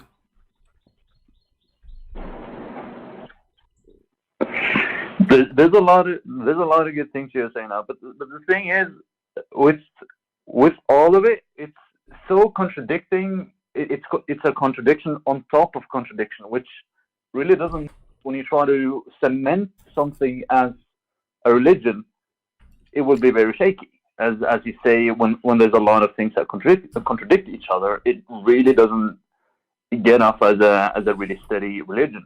Firstly, and what I think about that is like you can make up a lot of arguments about what is being said in the Hadiths or what is saying about the Quran. The thing that really troubles my mind is that at points when people get to a certain time when they think this is wrong, this is right, and so they say, well, we condemn this because this is not a part of who we are today, and so I really be thinking about that and think about okay, so you say you condemn this, but the Quran is made for us humans to set a rule for how we can live our lives, so we can actually come to a better place after life, and so we'll be thinking about that, and the first thing that pops up to my mind is, of course, the contradictions. And so the second thing is, this book has been written for someone to live their life back then. And how do we know that, that based on what you said previously, that he rather don't want it to be written because he talks too much, and when he talks too much, it becomes a huge contradiction. You see, it's not when you get say what I'm saying? When you say that it was written for people to live at that time. No, even that is not true. Let me tell you why. I will give you an example. If Muhammad, he made an order that God, he gave him, and that fit for that time, should Muhammad change the order after 2 weeks or 2 days? He claimed it's coming from God. So if it is fit for that time, then Muhammad should not, and the Muslim should not have seen something called abrogation of the Quran. So as an example, chapter 2 verse 178.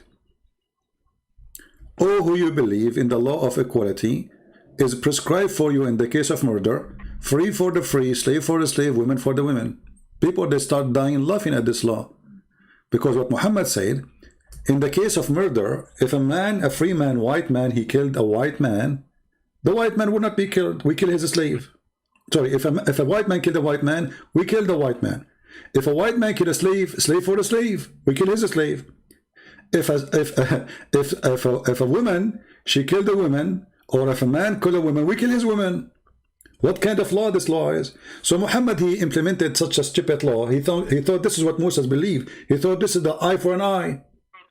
So Muhammad the thief, he wanted to practice eye for an eye, and because he is an idiot, he did not know what eye for an eye mean. So he said, okay, if a free man killed, we kill a free man. If a slave man killed, we kill a slave. But now we will have two victims: the first slave who was killed, and the second slave of the one who killed the other slave. And if you go and read the interpretation, you will see that's this is abrogated. Okay, why Allah? This is in the case of murder. Like, what happened? Is the murder changed? Why the penalty of murder will be changed in a few weeks? It's a murder. So when Muhammad, he gave this verse claiming that Allah told him, and he saw the reaction of the people about such a stupid verse, he decided to change it and abrogate it. A clear sign that Muhammad is a fraud. If you go in the Quran in different verses, it says Muhammad, he cannot recite the Quran twice correctly. So Muhammad, he came with a verse saying, if we give you a verse, chapter 2, verse number 106, and the Muslim in the chat, they are saying I'm lying, read it in front of you. None of our revelation, chapter 2, verse 106, do we abrogate or cause to be forgotten? Okay, why Allah, he just gave a verse, he wanted to be caused to be forgotten? He just gave you the verse. And this is against what Muslims, they say that nobody forget the Quran, when even Allah saying Allah caused you to forget the Quran. So Muhammad here trying to explain why he's forgetting the Quran. And then, but we substitute something better or similar. What kind of God he says such a thing? Allah is going to make Quran better than his Quran? What does that mean? So Muhammad is saying, okay, we forget Quran. We are, I say things I don't remember. I'm a liar, and okay. But don't worry, be happy. Allah will give me a better Quran. Or in the Western area, we will get similar. So why Allah will give you a similar Quran, but He will make you forget the Quran, which is similar? Do you see it? I mean, it's in front of you. Did God did that to Moses? He says to him, I will cause you forget the Quran, the Torah, and I will make you similar Torah. What does that mean? How this can be from God? Obviously it's not. And if you go and read the interpretation of this verse, this is chapter 2, verse 106, you will see the Arab, they were making fun of Muhammad, saying, this is Muhammad. He gave his followers, and he enjoyed them an order in the morning. He changed his second morning. I mean, the guy, he changed the law in the speed of light. It's not like, you see, let's say like Muhammad came after Moses, a long time, so there's some change. No, this is the same guy. He go to sleep, he wake up, he have new things. He have a new order. Look at this. Here it says, when the disbelievers began to deride the matter of abrogation, saying that one day Muhammad enjoy his companions to one thing, and then the next day he forbid it. Are you with me, my friend? So if this is from God, yeah, I can hear you. Okay, so let us assume that this is from God. Okay, no problem. So God now, he gave him a law. Okay, wonderful. The guy, in the morning, he gave him a law. He go to sleep, he woke up second day, he says, I forbid it. How that can be true? And look, this is not a Christian saying, this is the Muslim interpretation for the verse. This is their highest scholars. Because I know they will say to you, he's lying. I'm reading for you what is in your Islamic books. And those are your top scholars. So he gave them a law in the morning. He go to sleep. He wake up. He forbid it. What? Allah make a mistake? Do you know what I think about scholars, the Muslim scholars? Oh, my bad. You go. Who care about the scholars, my friend? All of them, they are donkeys for me. I call them scholars.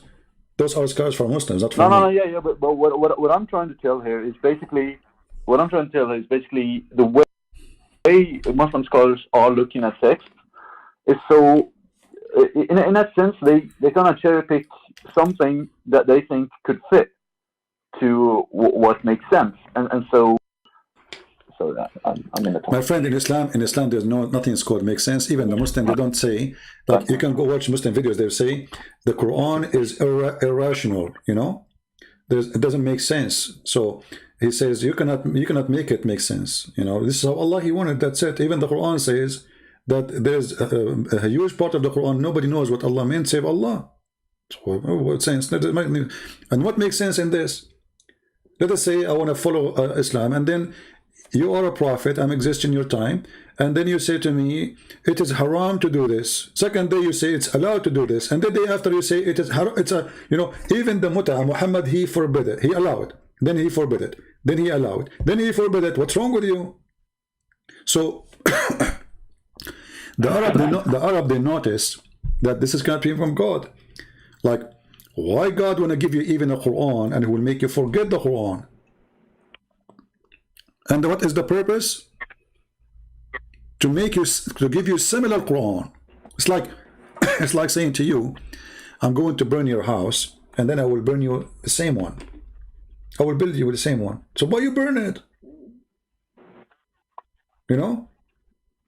Your house is like 4 bedrooms and 2 bathrooms. Yeah. I say I'm going to destroy your house, and I will make a house for you, 4 bedrooms, 2 bathrooms. So why you did that?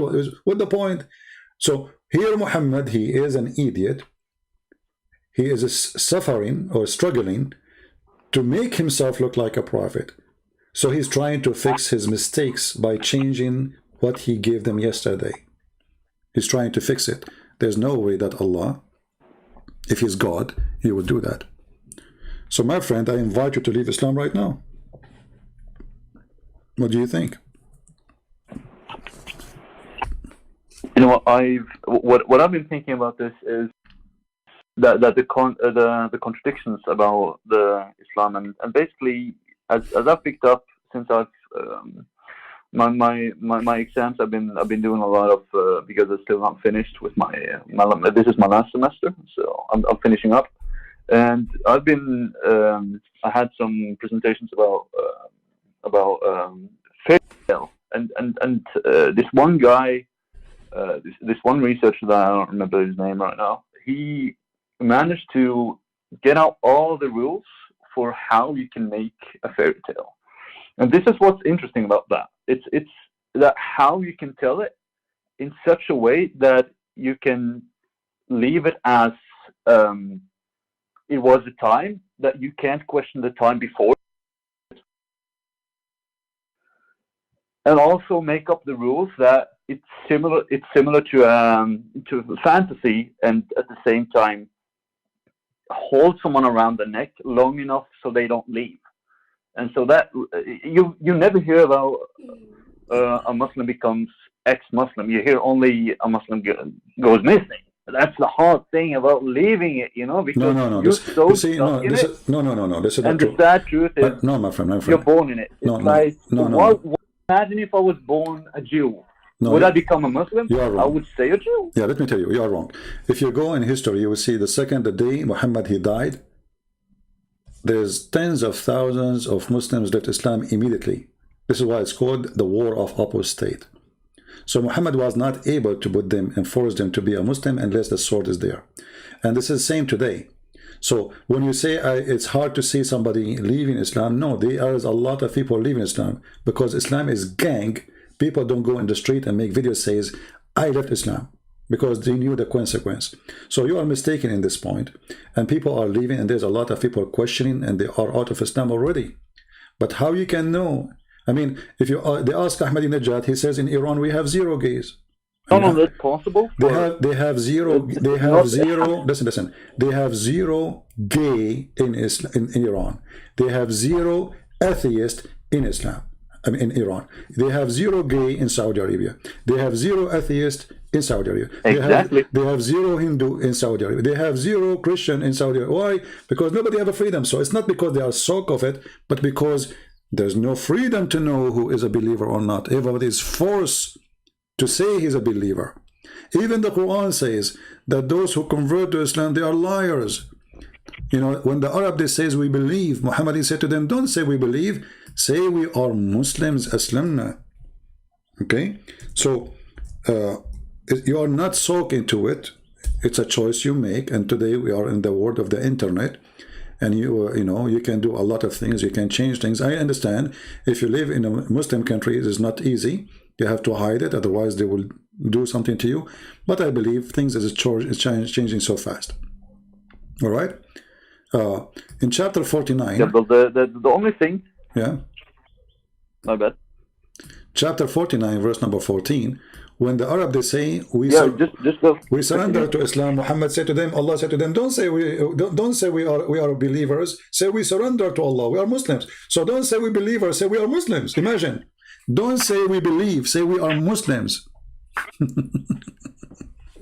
I mean, even their book saying that they don't believe, but they are Muslims. Allah telling them to call themselves Muslims, but not to call themselves believers. And here you see that this religion of hypocrisy, what Muhammad want is people to surrender by the sword, not who don't care about you believe or not. Surrender, join my army, attack with me, I will give you bounty. Kill with me, not kill for me, not killing me. That's what he want. So he was establishing a gang, and the gang have a title. It's called Allah and the Prophet. Whoever fight under that gang, he get a booty, he got money, he got shares.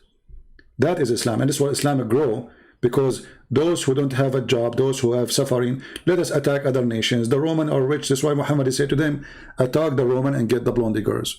He was tempting them by the women and by the money. So my friend, again, I don't want to repeat my question, because either you are convinced or you are not. Why you don't say I'm out of Islam?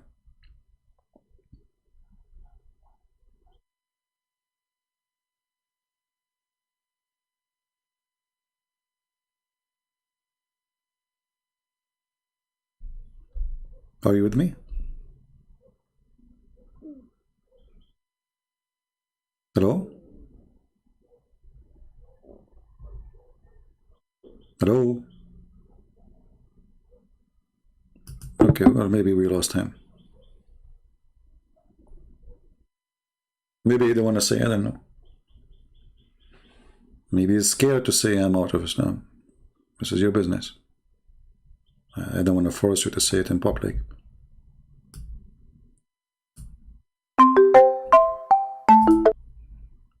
You hear me now? Hello? Hello, hello.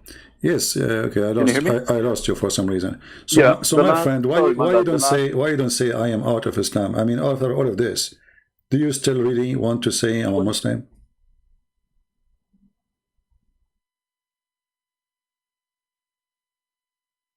Hello? We lost you again. The last 30 seconds, I couldn't hear you. Okay, so what is your decision, my friend, about Islam? What do you think?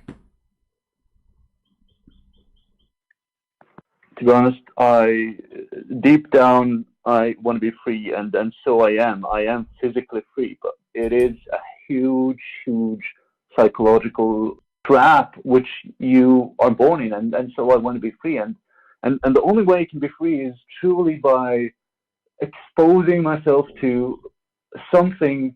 It's in that point I would disagree on heavily, and I will look into it and something I agree with, so it confronts each other, and so I can progress. It's just how it is. Like humans have, psychologically speaking, humans have high incentive to not be willing to lose something instead of gaining something, because psychologically speaking, if you lose something, it's game over. It's death. And No, so see, you see, I don't know how you think, but I don't think I'm losing anything, because simply it's a belief, and if this belief, I'm not talking about. yeah, if the belief is stupid, I'm not losing a Talking stupid. about my freedom. I know, no, you are not. Not my freedom. You are not losing your freedom if you leave Islam. You are gaining your freedom, because Islam makes you, even to go to the bathroom, there's rules. Even to the way you eat, there's rules. Exactly. You know, so when you leave Islam, you are gaining freedom. You are not losing freedom. Islam control you. Islam is a controlling cult. And Muhammad, he created tons of controlling rules, so you will not be busy thinking. It's what I'd say too. It's what I say too. Yeah. So again, I'm going to ask you, why you don't say I'm out of Islam? I'm not going to repeat this question again.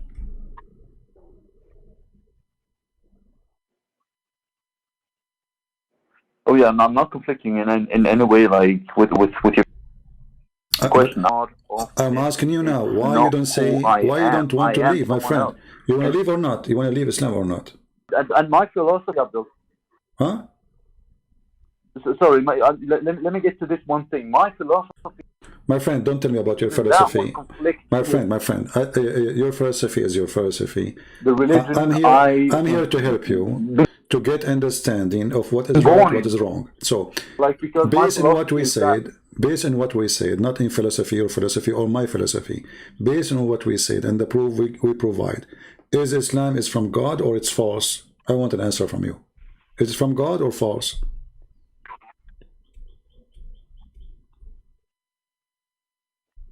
From what you've been providing, I wouldn't really necessarily go out and say, "Hey, God is real." This is not the question. Is Islam from? From your point, I wouldn't say God is real. And again, here's the thing. Okay, my friend, you are wasting my time. Sorry. No. You see, I don't want to hear talk about philosophy. You don't want to say, no problem. Just keep it, in your pocket. Say what you want to say. Because obviously, I mean, you are scared to say, well, this is garbage. I mean, you agree with me, but you don't want to say it. We got the answer already. Do we have any Muslim would like to call us? Do we have any Muhammadan would like to call us?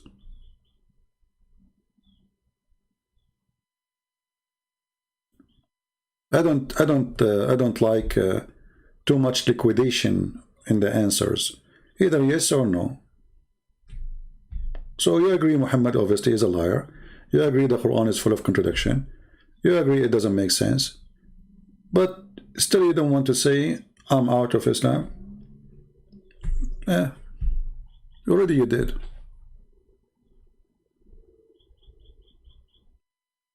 Do we have any Muhammadan would like to come and call us? We have a Muslim question here. I'm going to answer it.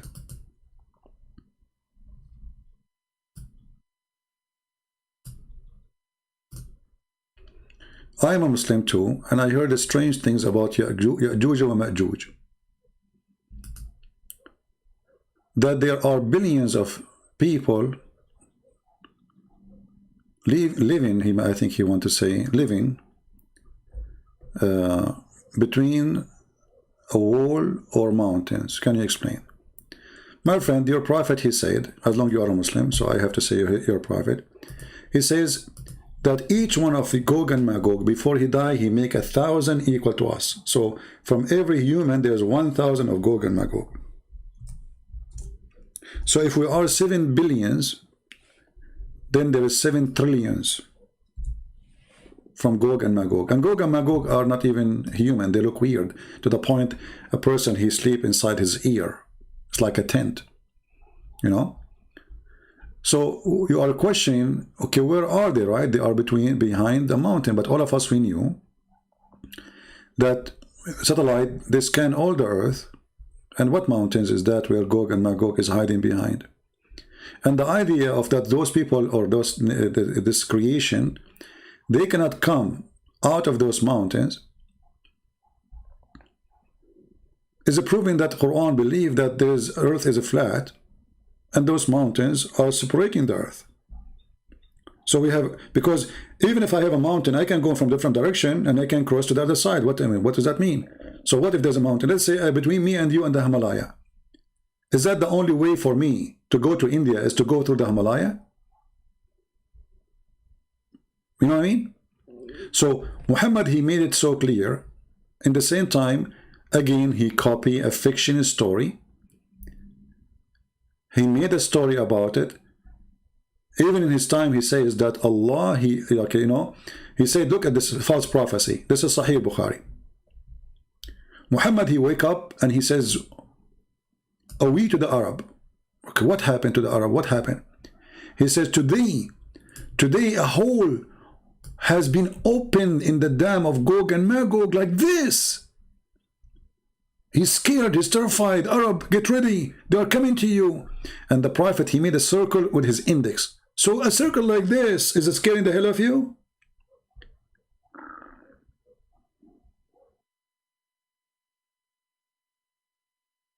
Do you see it? So Muhammad, he made a prophecy that the Gog and Magog, they are coming in his time. And this is a sign of Judgment Day. And where are they? Another stupid fiction story.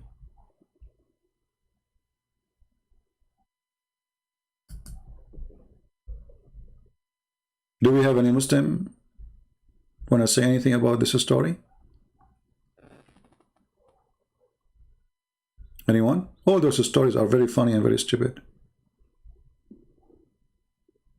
And those people, they will fight with their arrows. And those people, they will attack everybody. They will control the earth. I mean, what he's talking about? Where are they? Look how many hadith. All of this. Just you search Gog and Magog in the website of the Muslims, you will find endless number of stories about Gog and Magog.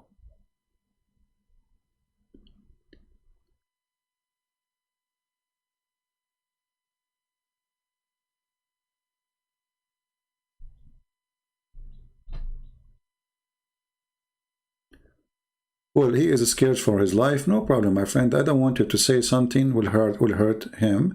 But I understand he left Islam. Actually, he's a very nice guy. I'm not against him. But for me, I have things to do. Here we go. Actually, he said I am out of it already.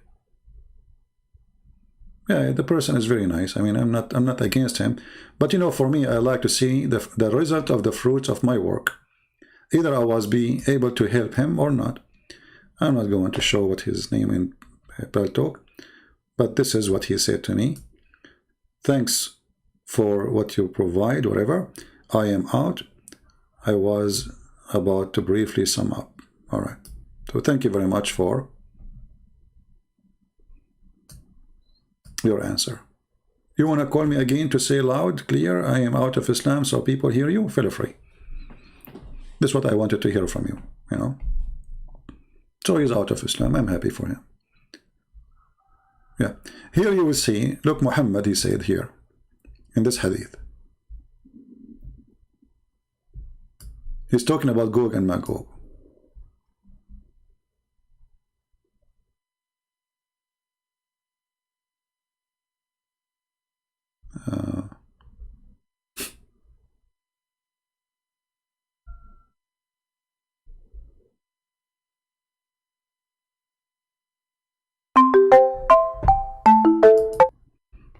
Hello?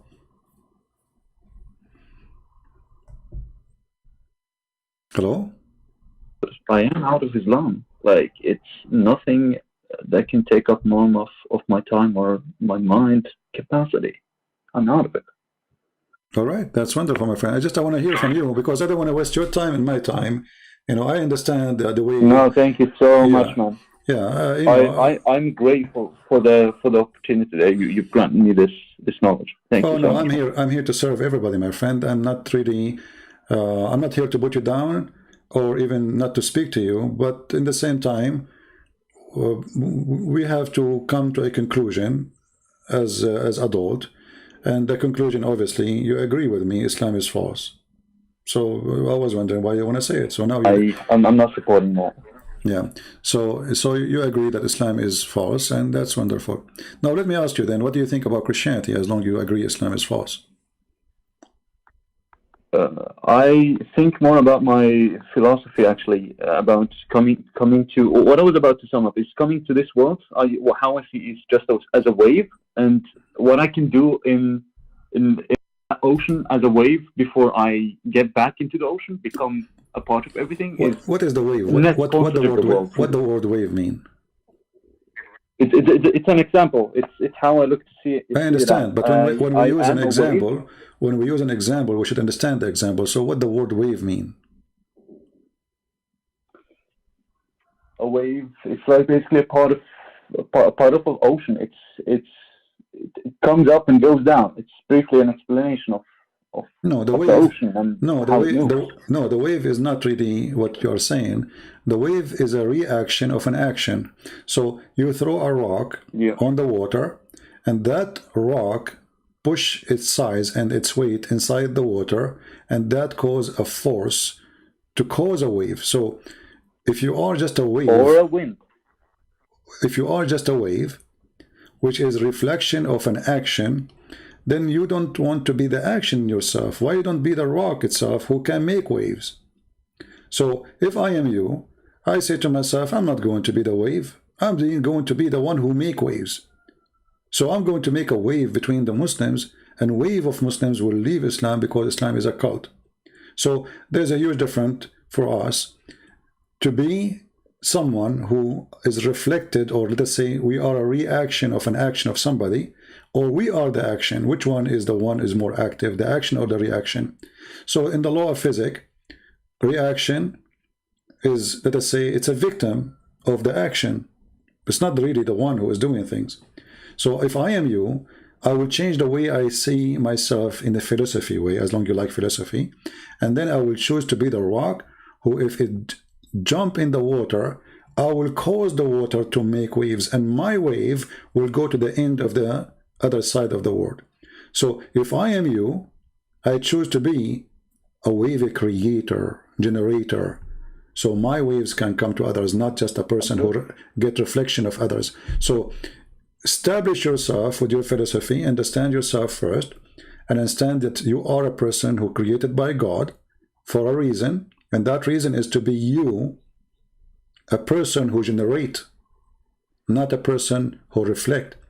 That's why he said to us in the Bible that not everyone says to me, Lord, Lord, or God, God, he will enter the kingdom of my Father, but the one who do his will. So it is the will of the Father, but it is your will too. So either you are a generator or a reflector. Which one you want to be? For me, I choose to be a person who generate I do understand. in agreement with the one I believe in. It's my generation too. I generate. So the will of God, I agree with it.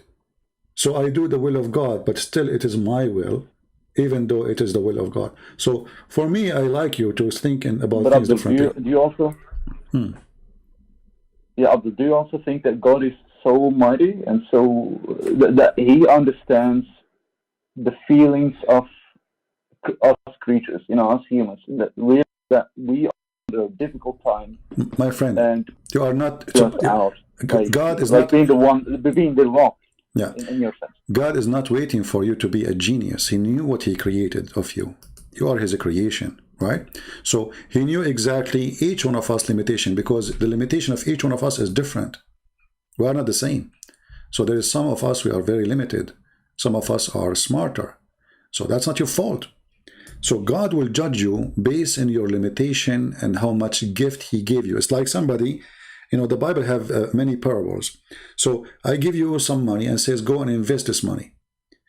So it's not fair that somebody, I gave him $1,000 to invest, and then I want him to bring back, return $1. So it should be way more. But if I give other person 50 cents, and then he invested and he make it $1, that makes sense that he is a good person because he was able to invest in what I gave him. So God, he knew what he gave you, and God, he will judge you by the gift you receive. He's not going to judge all mankind equally based in rules only, but he will judge them by the equal gift they receive. If somebody is born with disability, let us say, you know, there's many people, they have an illness, you know, they are born with it. Is it fair that those people, they don't believe in Jesus, they will go to hell? No, because they don't know even what are you talking about. They are born this way.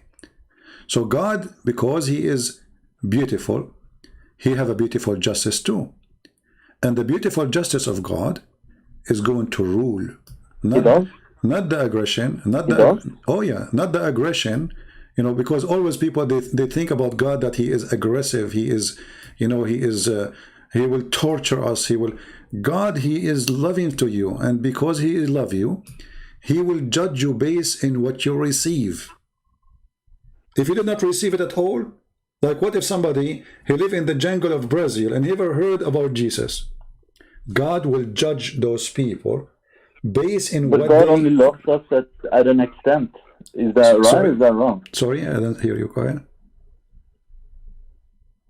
God only loves us at an extent. Like, why would it be that God loves us so much, so highly, that he didn't allow us paradise and had to base the of a choice of two people?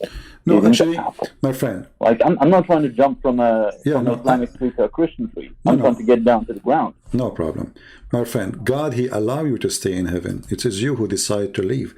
Because when I invite you to my house, and I say to you, okay, let us say I own an apartment business or a house, and I rent it to you.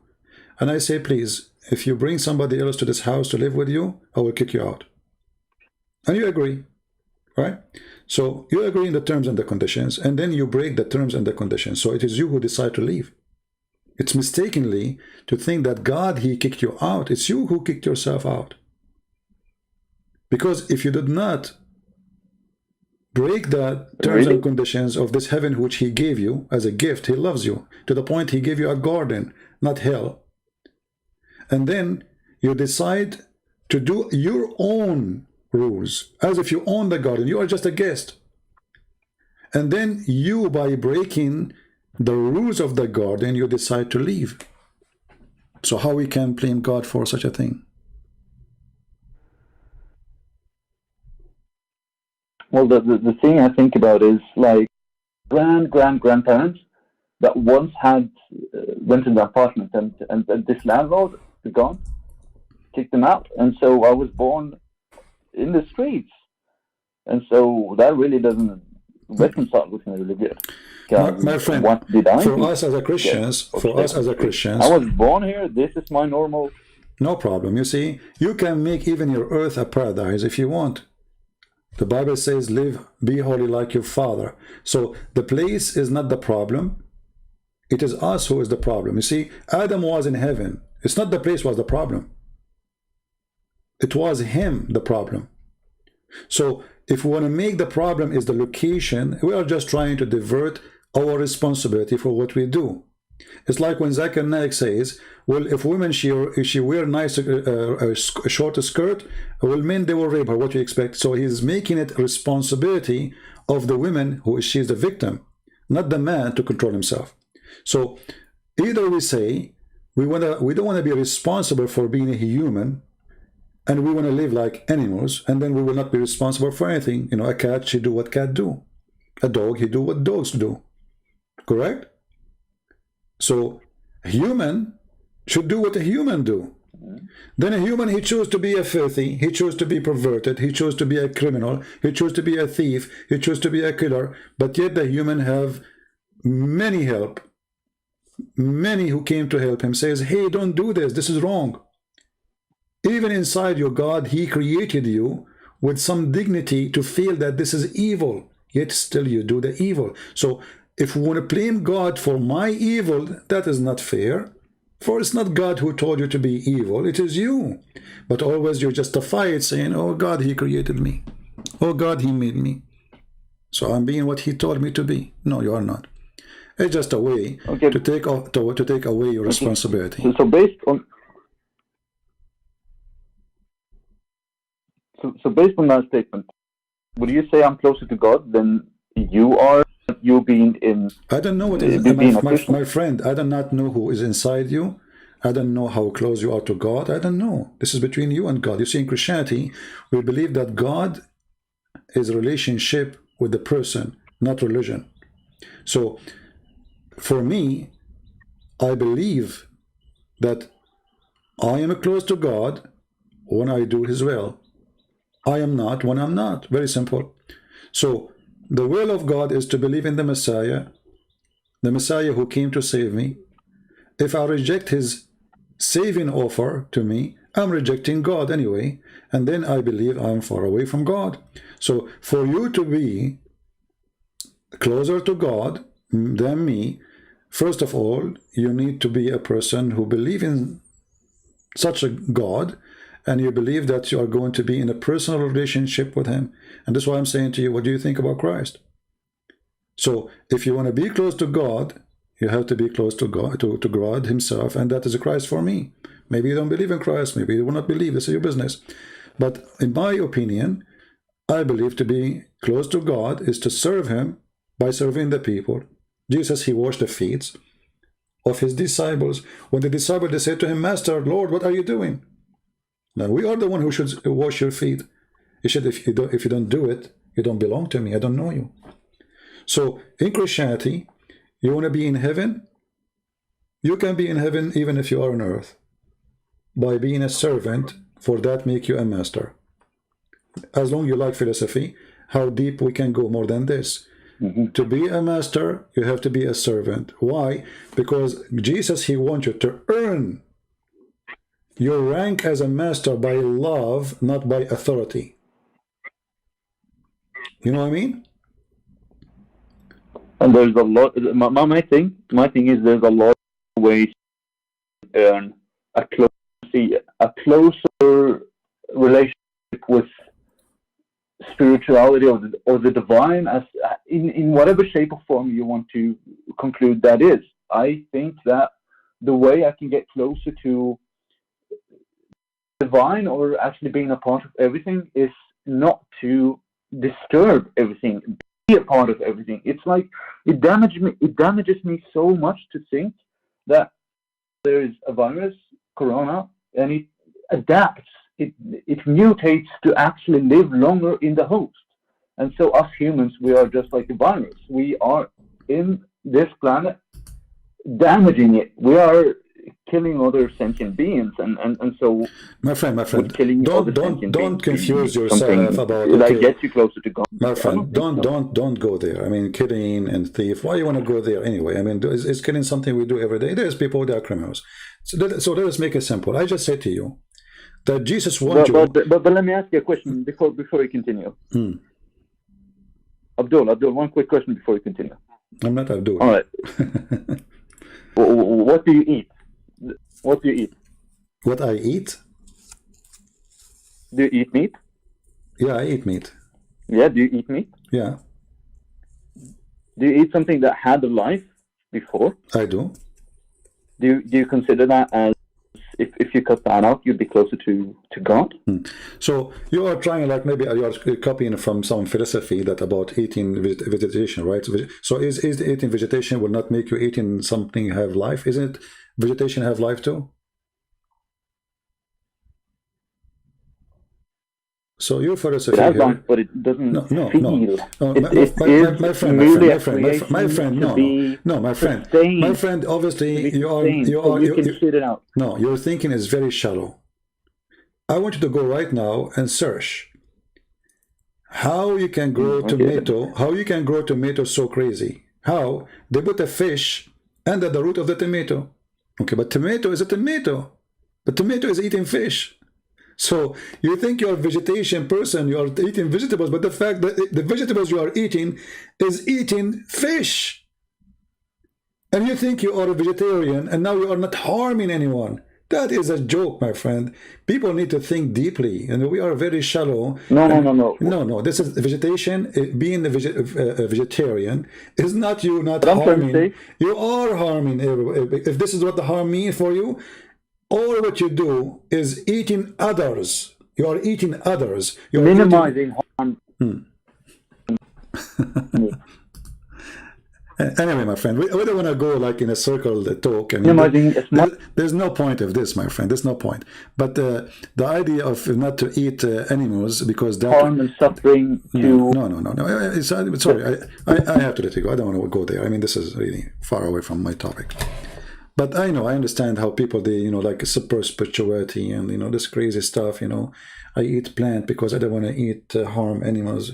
That is fake. Fake. You're faking things. For everything, eat everything. Remember carefully, this we saying that to you. Everything, eat everything. You die, they bury you in the ground, insect, they eat you. The insect, they die, or your flesh they became a protein to the trees. Trees, they eat like you, and they eat flesh like us. The trees themselves, they are not vegetarian.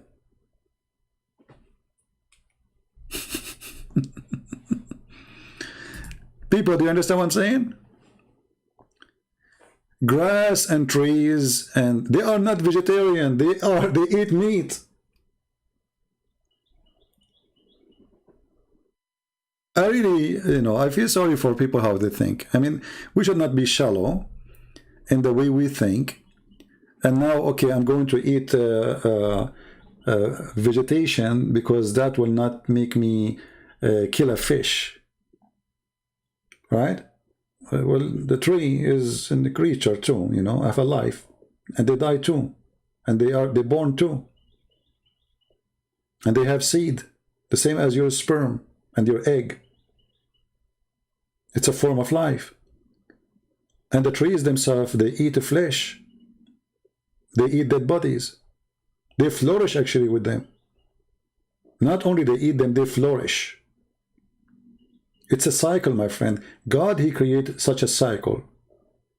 So whatever die is going to be born. It's a continue of cycle. So you eat the fish, you make the fish fertilizer for the tree. That's why it's called manure. And then you go and buy manure, which literally is nothing but poo-poo. So you go and buy manure, which is poo-poo, which was a fish was in your dish a day ago, and now it is in your dump a day after, and now it's under the tree, and the tree, she is saying yummy. All right. There's nothing called less suffering. There's more suffering. This is a joke, because if you don't want anything to suffer, then you should not eat anything. You should not breathe, because the air have bacteria. Don't you know that? The second you breathe, you are breathing bacteria. What will happen to them when they go inside your immune system? Your immune system will attack them immediately, will destroy them. You are built in a war zone. All your body is a war zone, and actually you are dead if you don't have that war zone defense inside you. It's a joke, my friend. This philosophy is not a philosophy. It's somebody trying to kill himself, kill his time. I find it very shallow, and it's not real. Do you understand me? Inside your body you have an army, and the army have weapon, and the weapon, they're shooting non-stop. Otherwise you will die. You are under attack 24 hours, 7 days a week. You yourself, you are under attack. I find that a human being, somehow, he go to school, he earn a degree, He became mature, but still he is lack of maturity. Now, this is my opinion. Maybe I'm wrong. You don't have to agree with me. Maybe you are smarter. Maybe. Maybe I'm a fool. Maybe. I don't know. You make decision. God, he gave you a gift, not only me. Do you understand, people? I don't know who like what I say or don't like. This is your business, you know. But to say that I'm going to eat vegetarian, you know, I can understand if you say it's more healthy, but I don't think so. I mean, they should have a balance in your food. If you eat only veggie, it's not going to be enough for you. You have to get more supplement to cover what is missing. Everything exists for a reason. Too much salt can kill you. No salt kill you. Too much water can drown you. No water, you die. Too much air, you die. No air, you suffocate. There's a balance. God, he created this beautiful heaven. Earth can be a heaven, by the way, if we practice one sentence of Jesus. Love your enemy. So don't focus about love your fish. That is a silly thing. I love to eat the fish. Otherwise, God, he created the wrong system then. Because he created me not by powering myself by the sun, which is nothing but burning sun. What about we stop the sun from burning, my friend? So stop the suffering. Maybe the sun is suffering now. So God did not create me to function by solar system, even though it's a solar system at the end, because all those trees are taking their energy from the sun. And you yourself, if there is no sun, you die. The whole earth will freeze. So it is a complete system, complete. If one of them is missing, the rest is gone. Do we have any Muslim? Do you only take calls for debate? Yes. Oh, this is Yekis, the guy who made a comment. Hold on, let us call him. It says you have to update your, use your computer, Yeki. This is the guy who posted a comment. Yekis. Try to text me from your computer, Yekis. So I call you. I try to call you, it doesn't work. It says you need to update. I send you a link. Paltalk send you a link. Do we have any Muslim would like to call us?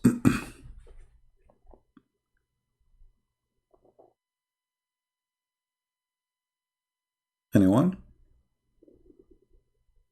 I'm using Paltalk.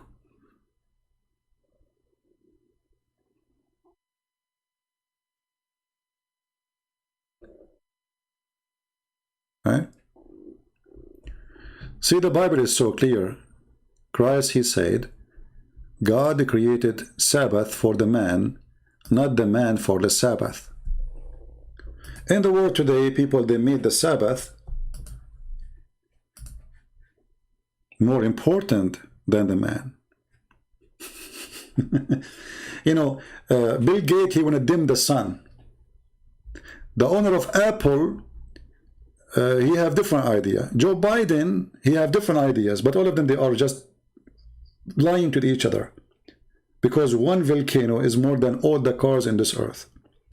And the one who controls it at the end of the day is God, not you. What they do is a joke. It's not real. It's far from reality. And they try to fool you with those conferences.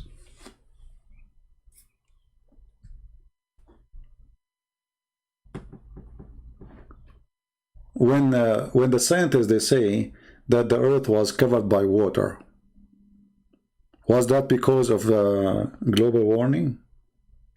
But there was no cars at that time. You know what I mean? Looked like a global warming was exist long time ago. Yeah, obviously. What you can do.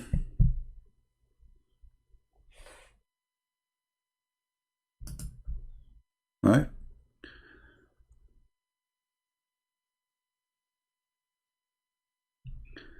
Do we have any Muslim?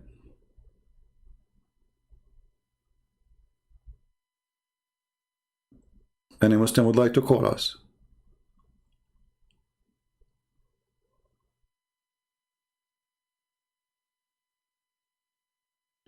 If CP will show his face, you will call me.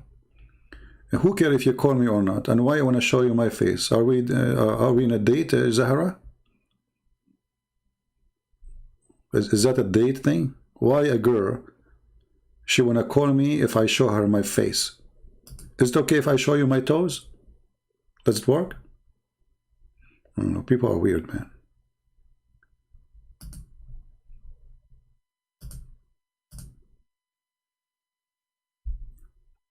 You call Allah every day, 5 times a day. You never saw his face. You never even your prophet, he never heard his fart. But you keep calling him, and guess what? He never answer. You know, do you remember when Muhammad, he says, the Muslims, they say that Allah, he took Muhammad to heaven? Allah, he took Muhammad to heaven, right? Okay. When Muslim, they say Allah took him when? What, the daytime or nighttime?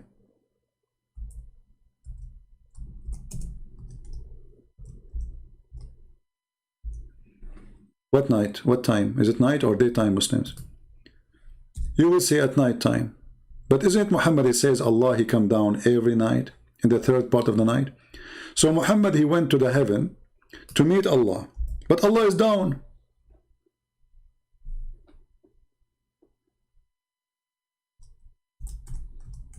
This is how you expose a liar. Muhammad, he forgot what he said. So Allah, he sent him a donkey, is the size of a donkey or between a donkey and a mule. And then he decided to take him to heaven. And then Muhammad, he went up to heaven. But then Muhammad, he says, every night Allah, he come in the 3rd part of the night. So while Muhammad was going to the 7th heaven, Allah was coming down. This is how you expose a liar.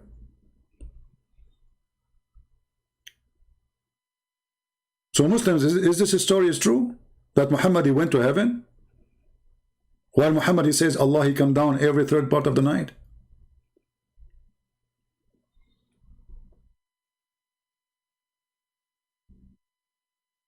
It's like, you know, a guy, he called his wife. He say, hey honey, I'm visiting my friend Fred.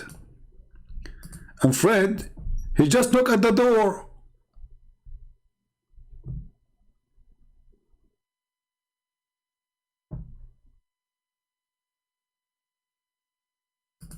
Hey, Fred is here. What are you talking about? Are you visiting Fred, huh?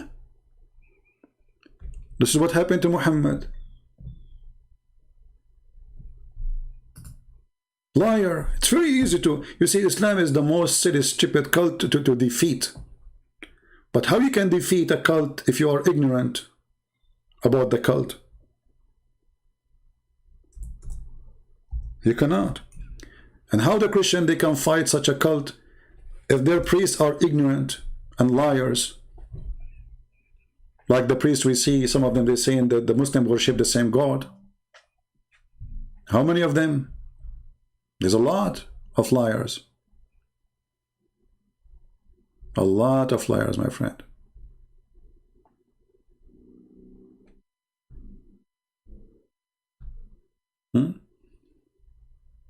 This is Islam. This is why if somebody claims to be a priest, what make him a priest or not is how truthful he is. Who care about the word priest? Who care about the uniform you wear? Who care about the cross you have in your chest? The Lord, he said about them, depart away from me, I do not know you.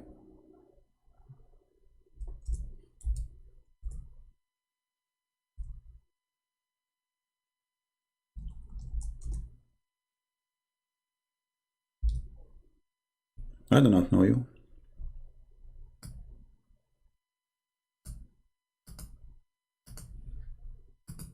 Anyone you see, he claimed to be a Christian priest or bishop, and the Muslims, they say to you, to him, they agree with him, they have nice compliment about him, obviously he is not telling the truth.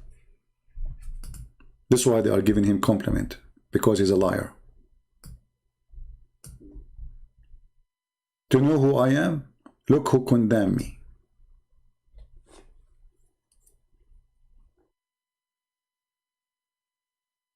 If the devil, he say to me, bless you, obviously I'm serving the devil. So if Muhammad say to me, bless you, Christian Prince, obviously I'm serving Muhammad. From their fruits, you shall know them. We care for Muslims. We don't hate them. We encourage people to be good to them.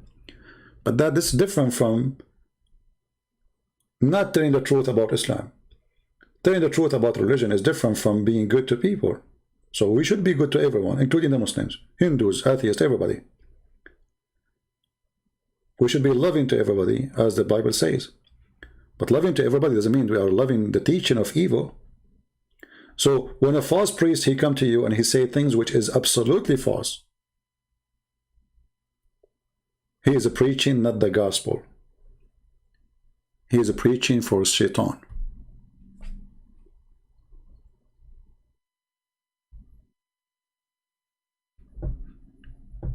Do we have any Muslim? Yakis, did you fix your thing? Let us try to call you again. Yeah, still the same. Yakis, I tried to call you second time. It's not working. Do we have any Muslim?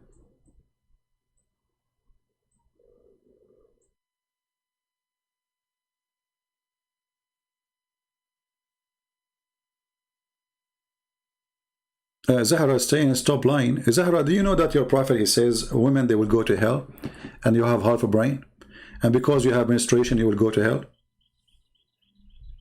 This is how your God, Muhammad, he look at you. He call you naqisat wa aqlin wa deen. They ask him why we are half a brain and half religion. He said, don't you have no equal right to be a witness, as the Quran said? He said yes. He said, don't fast the month of Ramadan, pray as other Muslims because of your menstruation? They said yes. He said, this is your deficiency. And this is the hadith in front of you. Muhammad, he claimed that Zahra, who is in the chat there, she have deficiency. So Zahra, I'm talking to you because I don't believe that you have deficiency, but I think Islam is deficiency itself, and that is affecting your brain. Muhammad, he claimed that the majority of women, they will go to hell. What is the solution? Give him money, give donation. Clear evidence that Muhammad is a fraud. Hey, women, give it charity. And then Bilal, he opened his dress, and women, they start throwing their rings, their earrings. Now they will go to heaven because they give you their earring?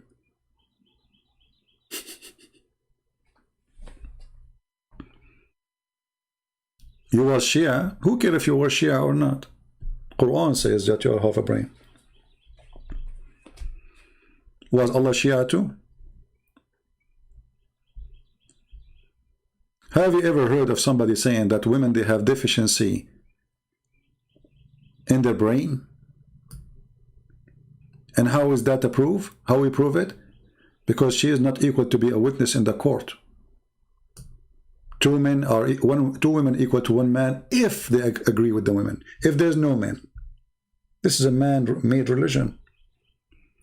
I remember once a lady, you know, she said to me, I did not leave Islam because of you.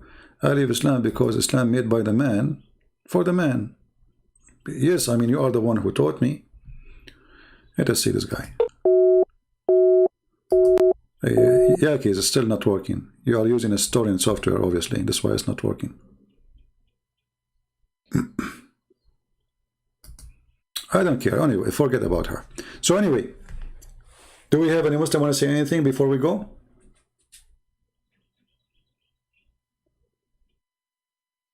She is trolling? Okay, she is trolling. What we can do? They like to be trolling. Do we have any Muslim would like to say anything to us? So look at this today. I mean, we made a challenge for the Muslims and the challenge is still open. Who is a Muslim can tell us what the word Allah means? They don't know.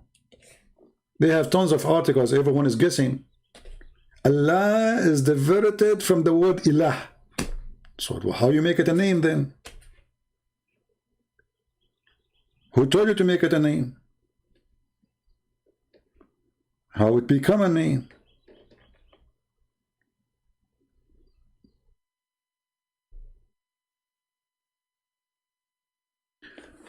Are you avoiding Gog and Magog? I answered you, my friend. I just answered you. What's wrong? You forgot, and even I showed you the hadith in the screen.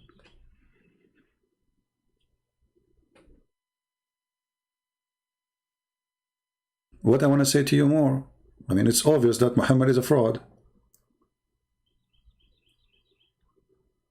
1,000 of a human being, 1 person of a human being, equal to him 1,000 of Gog and Magog. So what I will say to you more, what do we want me, what I need to do more? You're avoiding my question. I'm not.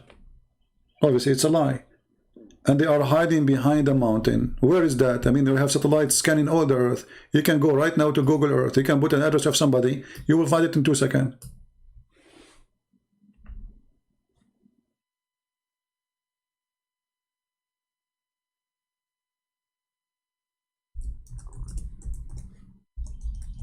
This story is a fiction story. You can find it in the Quran, chapter 18.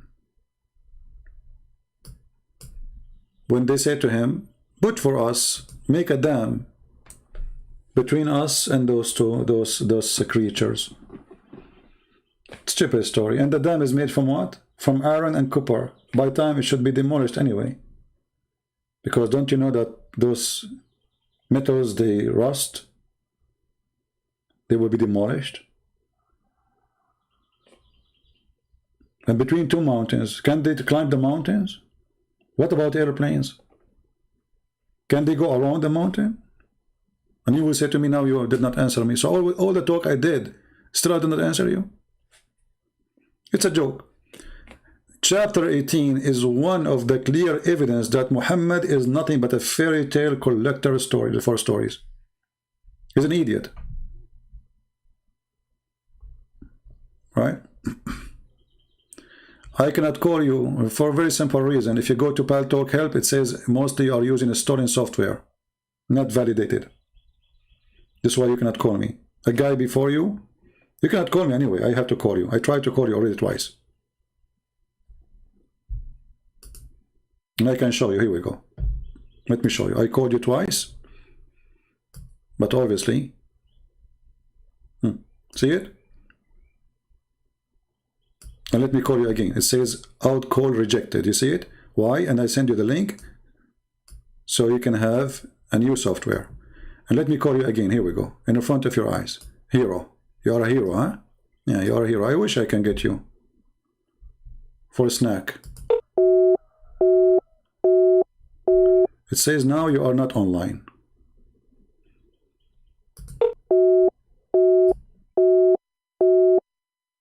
You see it? So stop playing hero.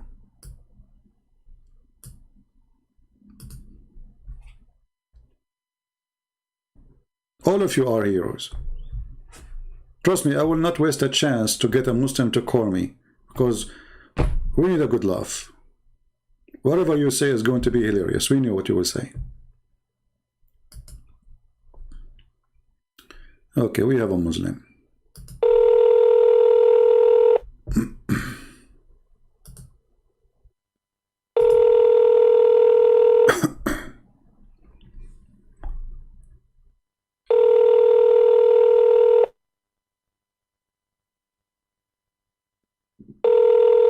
Answer, my friend, answer.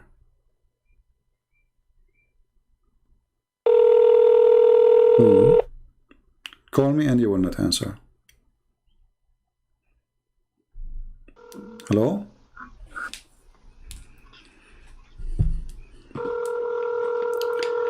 Mute YouTube, please.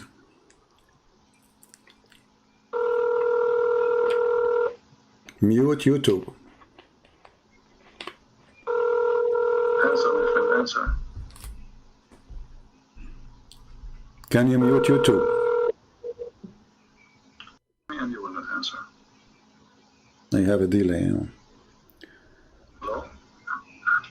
Mute YouTube. Mute YouTube, please.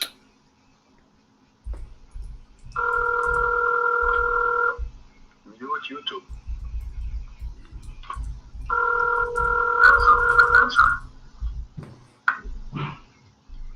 Can you mute YouTube? Oh boy. I will call you again. I will give you a minute to hear me. And I will call you again. Please mute YouTube.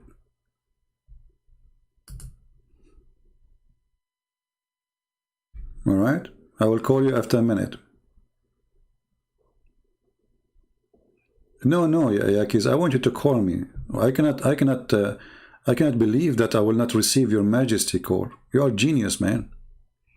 Isn't it you who says to me, are you asking me why Allah, his name is Allah? Allah knows best? You're a genius.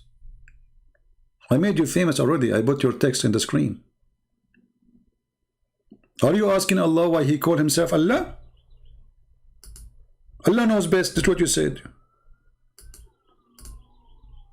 So don't worry, we made you famous already. You are the genius of the genius. I mean, who's like you? Nobody. You are one of a kind. Let me see, what is your statement?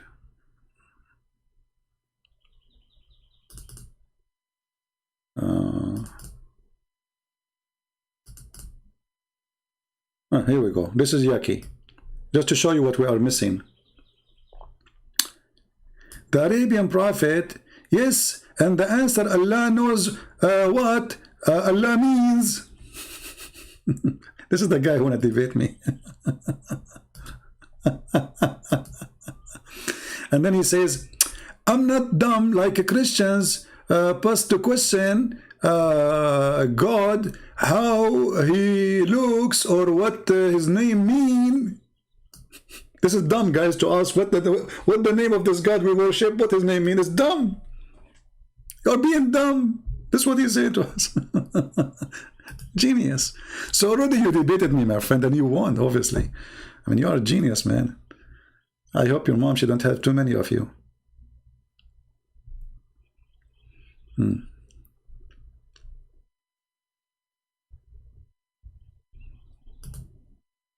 look what he said here.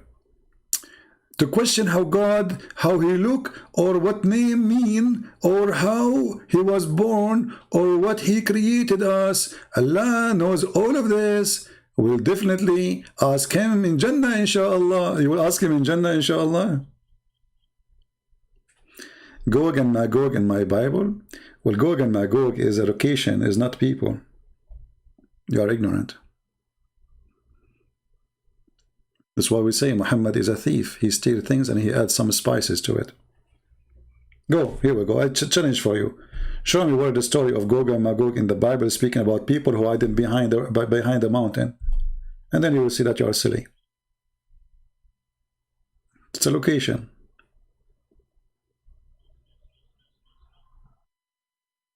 Idiots. Any Muhammadan? Let us call this guy, see if it's going to work.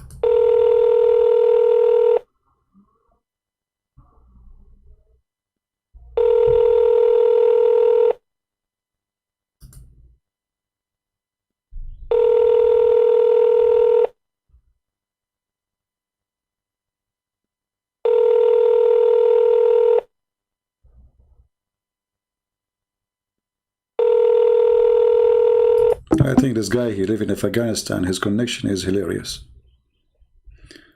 Do we have any Muslim would like to take the opportunity to get me busted? We have 1,400 people watching. Who want to do it?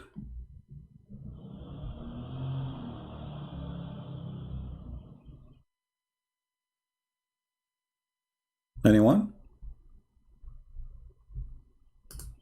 Who is a Muslim? He have a good knowledge of Islam, so he can show us. Right?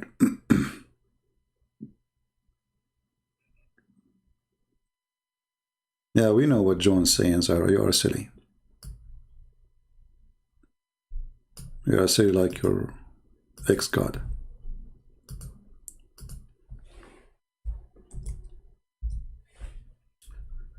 Anyone?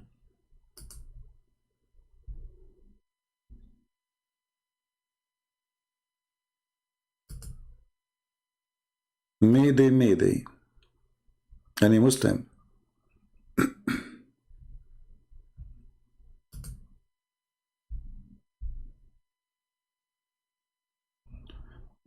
Muhammad, he lived as a thief and he died as a thief.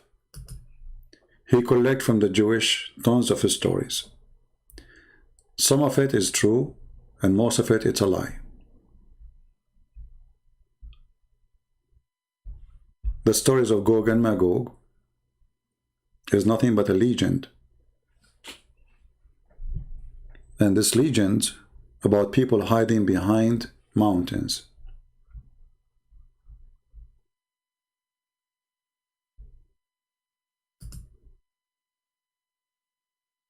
And there's Alexander the Great is the one who they ask him to hide them or to keep them behind the mountains.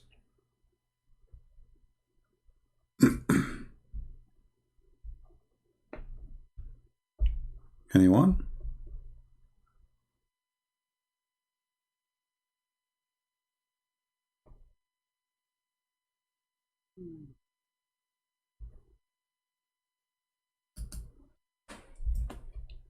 Zero? We have zero?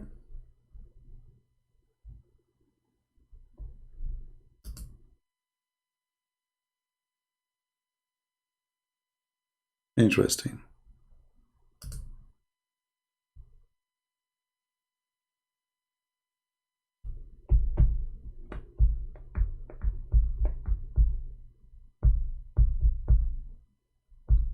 And you know, I find it very funny when an idiot, he go to a website and they copy, paste, they don't even know what they are copying. They don't even open the verses they are talking about.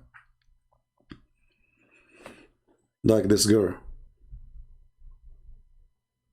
Did you even read those verses you are quoting for me? You are saying to me it's speaking about Gog and Magog? I'm sure you did not. You know what are you talking about. Kids. Silly. Do we have anyone who have the courage and the knowledge to call us?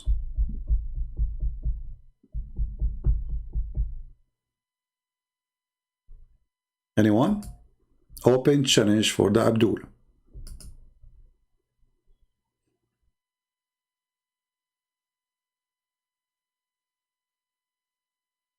Open challenge.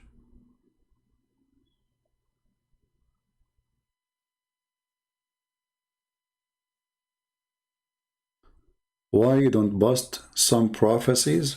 What do you mean some prophecies? We bust the prophet, and then by busting the prophet Muhammad, we are busting all his prophecy. Correct?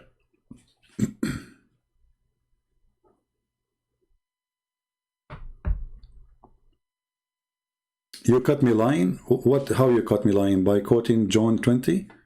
You are stupid. John 20 does not even mention what you are saying. You are a certified idiot. And let me open John 20 for you. Give me a second, hold on. And then people will laugh at you. This is John 20.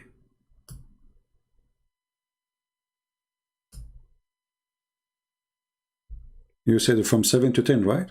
Here we go. This is from 7 to 10.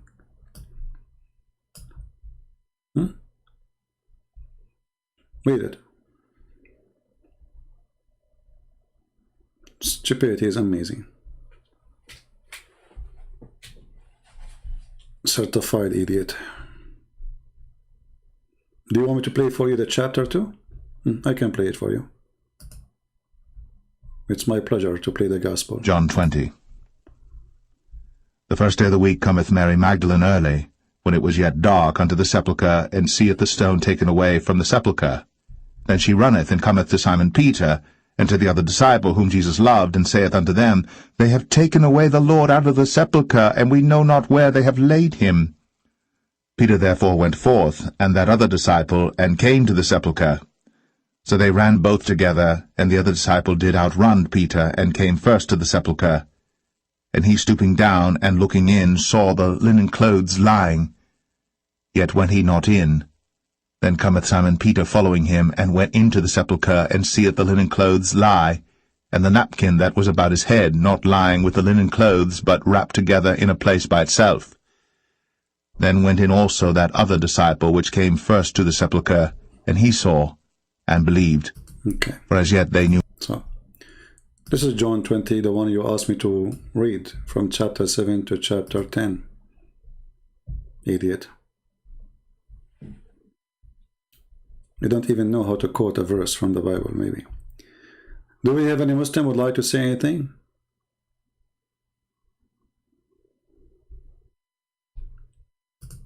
Any beautiful, brave thoughts about Islam? Anyone?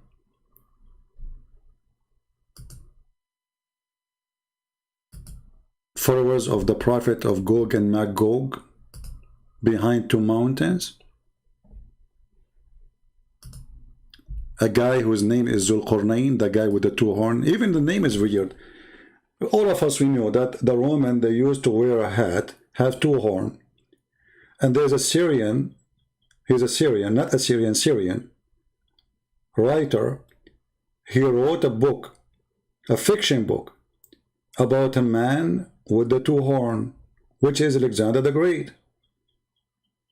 The stupid Muhammad, he made Alexander the Great a prophet of Allah, a messenger of Allah, and he found where the sun set and where the sun rise. The story in front of you. And the Muslim, they try to deny that this is Alexander the Great. Even in their interpretation, it says he is the one who built Alexandria.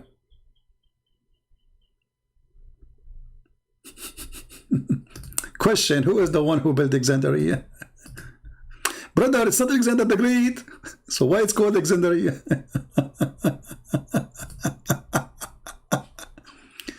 And in case you do not know, yeah, I wanted to make a short video. In case you do not know, Alexander the Great, he was a homosexual, a bisexual, which means he sleep with boys, he sleep with women. And then suddenly he became a messenger of Allah. The story in front of you.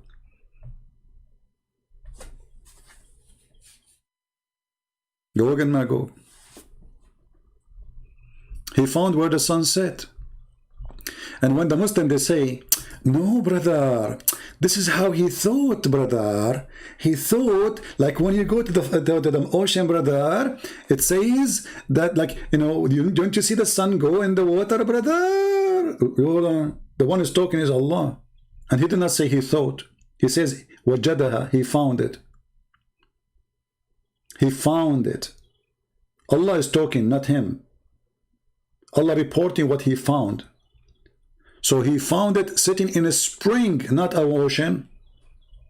So why you are putting the word ocean? He found it sitting in a spring of a hot spring. This is again coming from the legends. That the sun take its heat, because a human being, he saw like there's some places whereas there is volcano water, boiling water, where the sun disappear and come second day, like at night, go cold. And then in the morning, come back with the heat. It must be she is taking a shower. Just to show you something before we finish for today. Man, yeah, supposedly. My back hurt from sitting. Okay, let me show you something here.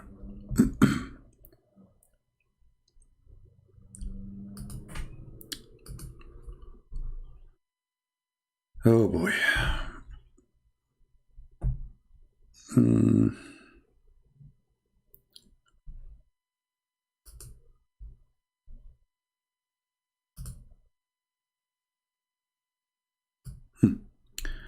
This is the chapter of Al-Qalam. The chapter of what? Of Al-Qalam, mean the pen. All right. Let us read together the Islamic religion Discovery Channel. And from his narration and the authority of Ibn Abbas that he said regarding interpretation of Allah saying Noon. Noon, he says, Allah swear by Noon, which is the whale that carried the earth in its back, while in water, and beneath which is a bowl, and under the bowl is the rock, and under the rock is a dust, and none knows what is under the dust save Allah. Look here, the mystery, like here is a mystery. Sorry, we cannot tell you more. So now we discovered that the earth is carried by a whale. His name is Noon. Noon in the top of the bowl, bowl in the top of a rock, rock in the top of a spring of water. The name of the whale is Luwish, not Luwish Farrakhan. This is different Luwish. And it said his name is Lotaya. The name of the bowl is Bahamut. And some they say Tahat al-Ahud or Liwana. And the whale is in the sea called Adwad. And it's like a small bowl in a huge sea. The sea is in Hollywood water or rock, whereby there's 4,000 cracks. I believe strongly the one who come with this is the one who have 4,000 cracks in his head.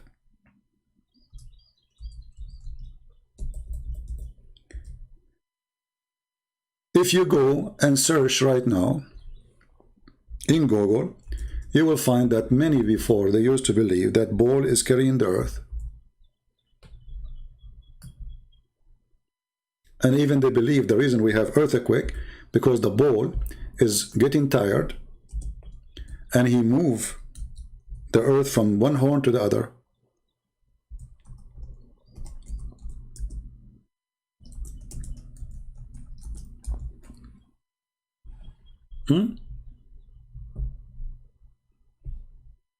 This is very ancient stories, you know.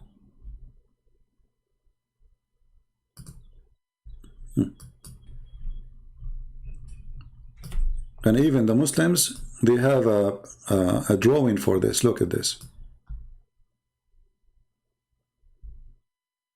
This is the whale. You see the whale? This is the bowl. And this is the earth. And this is your book. Nice to meet you. Another Islamic book. This is the earth. This is the bowl.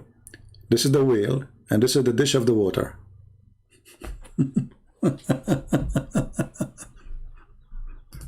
What we can say more? Do you want more? Huh? Yeah, okay. Yeah.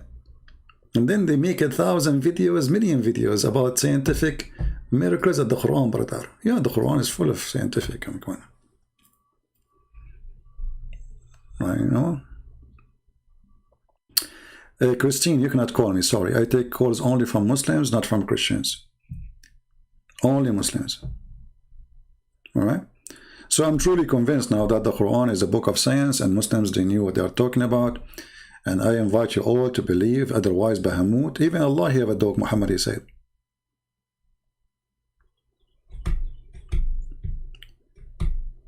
Anyone? Add this to my book. It's not in my book? I thought it is. No? Anyway, I'm writing actually a book. I'm working it for many years now actually. But because I'm not giving it, you see, this crazy YouTube is taking too much of my time. Like now I finish, I need to go and make a walk, like do a walk, do some sport. My back is frozen, you know, like you have to walk, do some physical stuff. And this YouTube thing takes too much energy, you know. I need to stop coming here for some time so I can focus more in my books. But in the same time,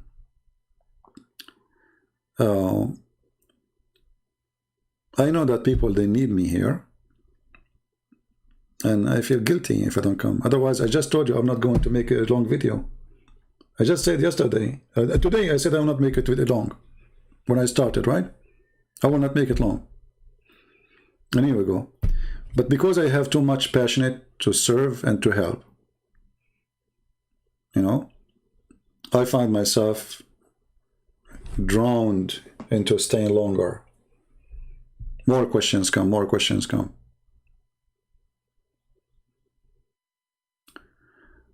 Yeah, I know. Muhammad, he stole all his religion is collection from here and there, like some from the Hindus, some from the Christians, some from the Jews, some from Sabian, you name it, whatever ideas around him. Like the story of the seven sleepers, the story of the people of the cave, the story of this Suleiman walking and talking to the ant. This is all the story of Suleiman. You find it in the Legend of the Jews. Go download the book. It's called Legion of the Jews. Solomon, he dies standing. Okay, Solomon dies standing. How? Why Suleiman he dies standing? Because Allah, he don't want the genie to notice that he is dead, brother. Can't Allah delay his death? And brother, how the genies did not notice that he is dead, brother?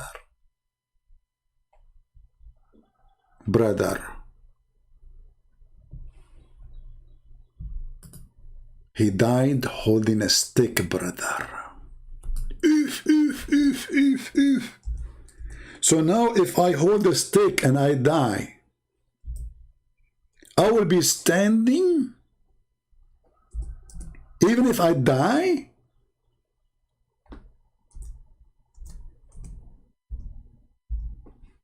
Look at this amazing book, brother.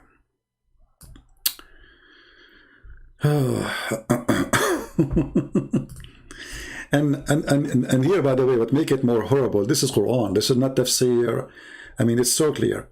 So when we decreed death on him, for him, Suleiman, nothing informed them, the genie, of his death except the little worms of the earth who kept chewing slowly his stick. I curse you, worms. You are chewing the stick of Suleiman. I mean, aren't you ashamed of your snack? So the guy now, Suleiman, he dies standing. He's dead for a year. If you go and read the interpretation of Ibn Kathir, you will see it says he was dead for a year. A year. And nobody noticed that Solomon is dead. Brother, don't you think this is too big of a lie? Let us go to Ibn Kathir, because they will say to you, he's lying. It doesn't say that, you know. Chapter 34, verse 14. Let us go to Ibn Kathir. Read carefully and love.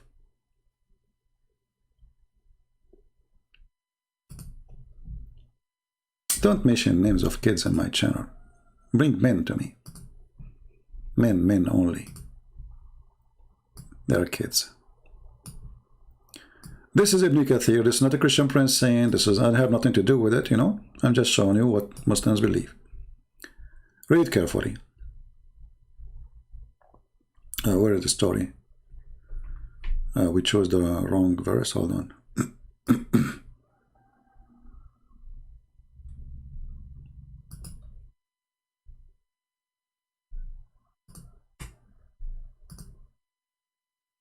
Too many pages open in my let me close some. Okay, so chapter 34, verse number 14.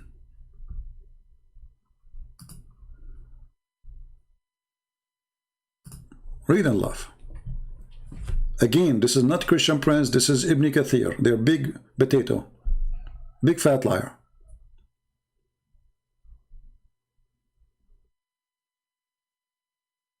Where is the story?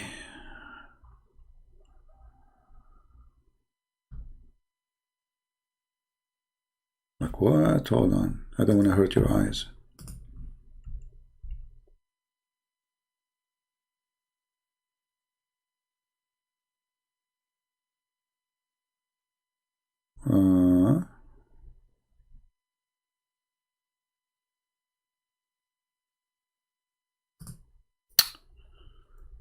Okay, it's taking me to the wrong. I don't know what's wrong with the website. Hold on, let me do it again. Okay, let us see now. All right, finally, now we got it correctly. Okay, read carefully, guys. Allah tell us how Sulaiman, peace be upon him, died and how Allah concealed his death from the jinn who were subjugated to him to do labor. The genie, brother, they work for Sulaiman. Yes, they built for him. What? Anyone remember what they built for him? They built for him a synagogue, and they built for him statues. I thought the statues is haram. That's what the Quran says. He reminded leaning on his stick, which was his staff. And Ibn Abbas, may Allah pleased with him, and Mujahid and Al-Hasan and Qatada and others said, he stayed like that for a long time, nearly a year. Are you there, Muslims? This is a religion? The guy, he died standing, leaning on a stick for a year. Okay, brother, what happened after 1 year? What happened? Tell us more. The story, brother, continue. Okay, get your candies. Okay, now if you listen carefully, I will tell you the story and you sleep right away. Don't forget to brush your teeth before you sleep. Okay? Okay. When the creatures of the earth, which was kind of warm, ate through the stick, brother, it became weak and fell to the ground. True story.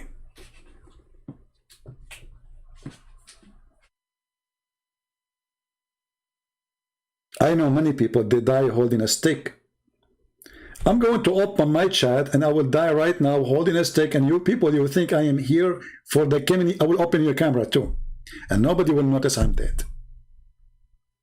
Nobody. I mean, the guy is dead for a year. Standing on a stick. Like, what?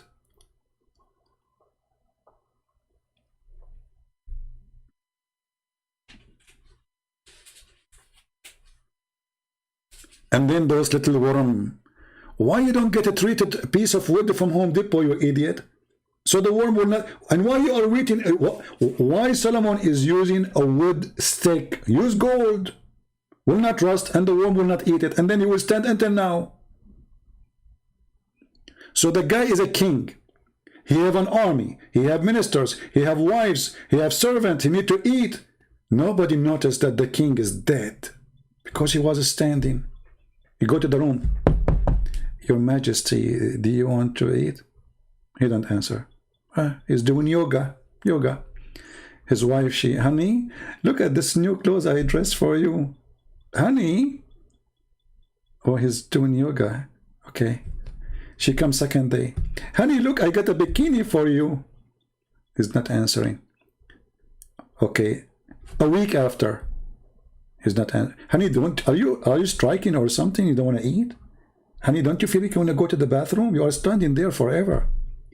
10 days pass and you are not moving. Nobody. The minister, the prime minister coming to talk to you. Your Majesty, we have an enemy in the borders. What we shall do? Are you there, Your Majesty? Oh, His Majesty is meditating. He's reading the book of Zakir Naik. A year, you liars. I mean, come on, like, make it 2 days. I mean, come on, make it like something we can swallow. And what is the purpose of this? So the genie will not notice that he is dead until they finish the work. Why Allah don't make him stay until he... Okay, why Allah don't make him stay alive until they finish the work? So look, Allah is deceiving the genie. He wants them to believe that Solomon is still alive. And now Allah is in trouble. Okay, Sulaiman, he died. What I will do now? He put his hand between his back. He bend over Allah, and then he go backward, forward, backward, forward, backward. What I will do, I got it. I will make him stand like this on the stick.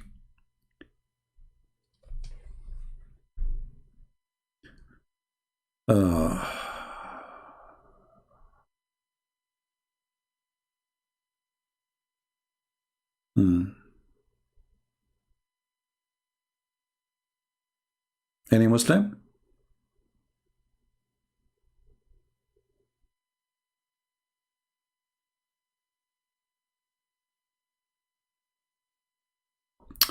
Oreen Hashim.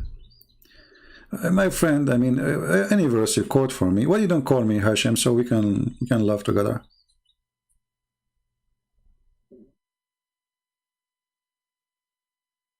Right? Why you don't call me so we can laugh?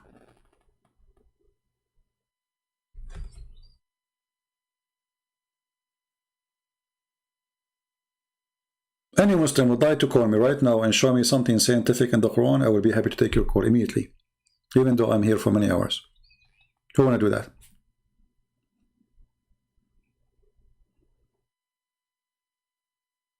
Any Muslim? Last call before I go, because it's, you know, I cannot stay really longer than this. Anyone?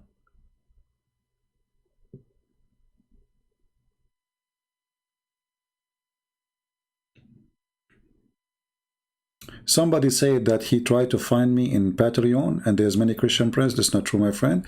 There's only one Christian prince in Patreon. And anyway, the link is there, even in the first message you see when you join.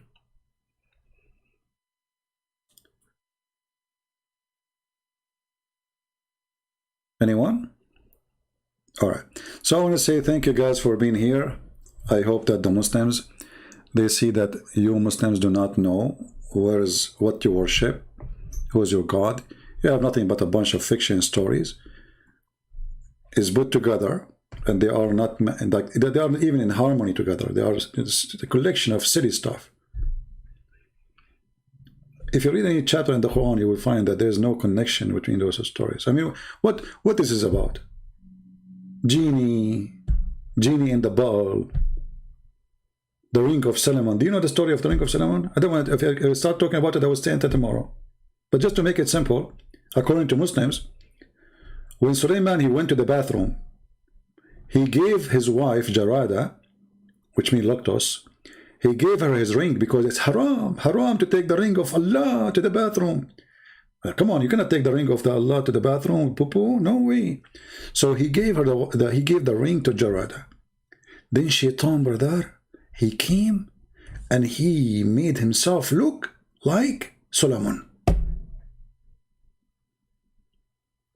Jarada, she said, what? I thought you were in the bathroom. You're done. He said, give me my ring. She gave him the ring, the foolish woman.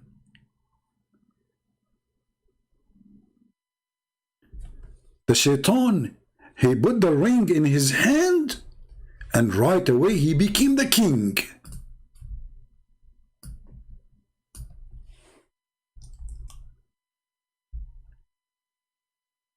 And the poor Suleiman, nobody believed that he is the king because he don't have the ring.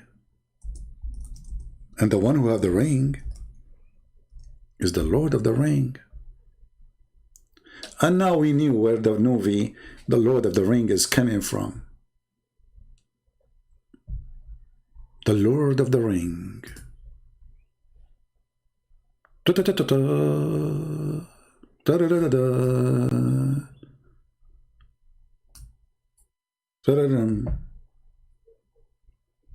True story of a prophet of Allah.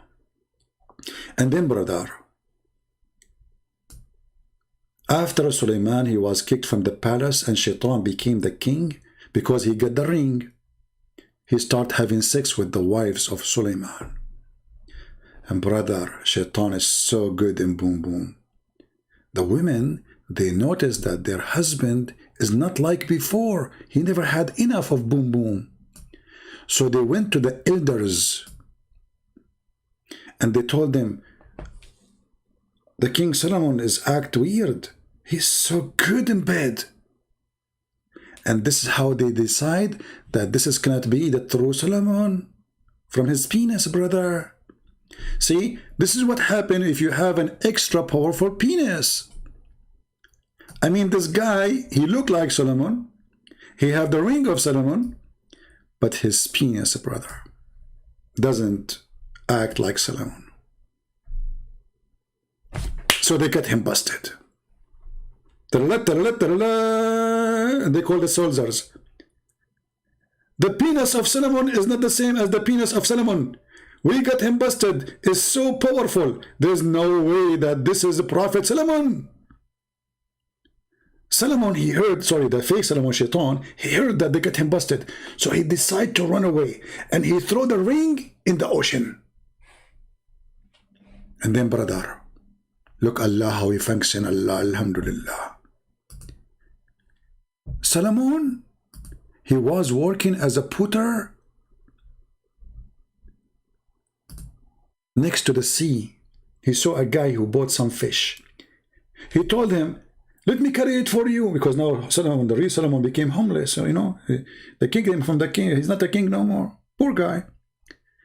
The guy, he said to him, what I will pay you for carrying my fish? He said, give me one fish. I will carry the fish for you to the house. The guy, he agreed. They went all the way there. And then, brother, when Solomon, he opened the fish, he found his ring. And he became again the king. Hey Muslims, who is the one when I say to me I'm lying? I can show you the whole story with pages and reference. Islam is absolutely true religion. Otherwise, how come the one who made the Lord of the Ring movie is copying Prophet Muhammad?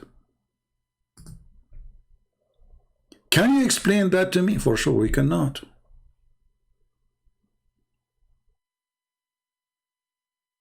And look like Suleiman, his life is full of tragedy. I mean, look at this. He dies standing.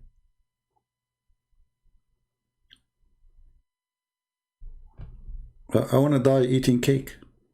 Can I do that, Allah? Or baklava? Brother, there's no way that there's any other true God beside Allah. So the coward, the idiot Muhammad, he hears stories from the Jews. They tell it to their children. The guy, he put it in the Quran, as you see. He heard the Jews saying that. Where Muhammad did get the story from? All of us, we knew this is a fiction. You can find it in the Legend of the Jews. And then he made a Quran. Isn't it obvious?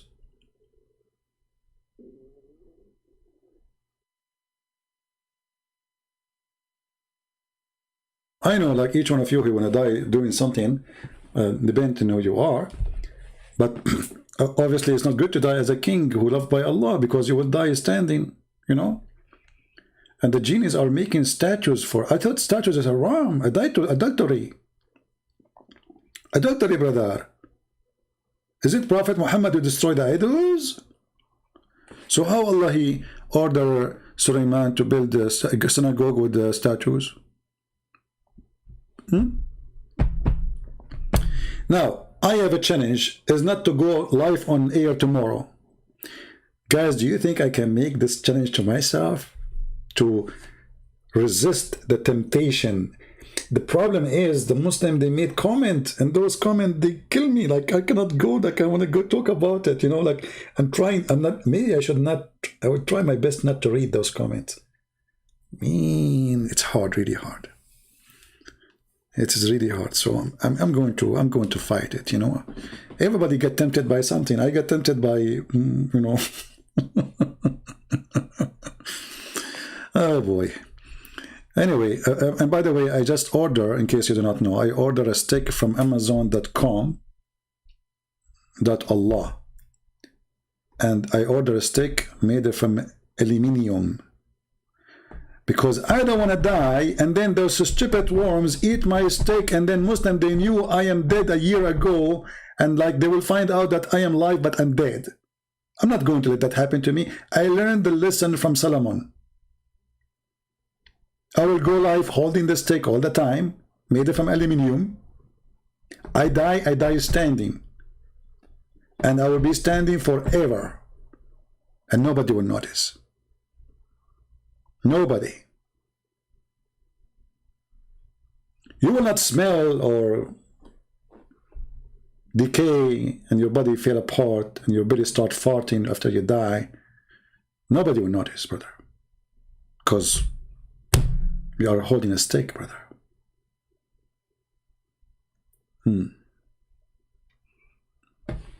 That's true. It makes sense. If you are not convinced until now, and by the way, this is Ibn Kathir, the interpretation of Ibn Kathir. So if Muslim, they want to say he's lying, this is not true. This is the Quran. Even the Quran say that clearly. I mean, we do not need, you know. Read it.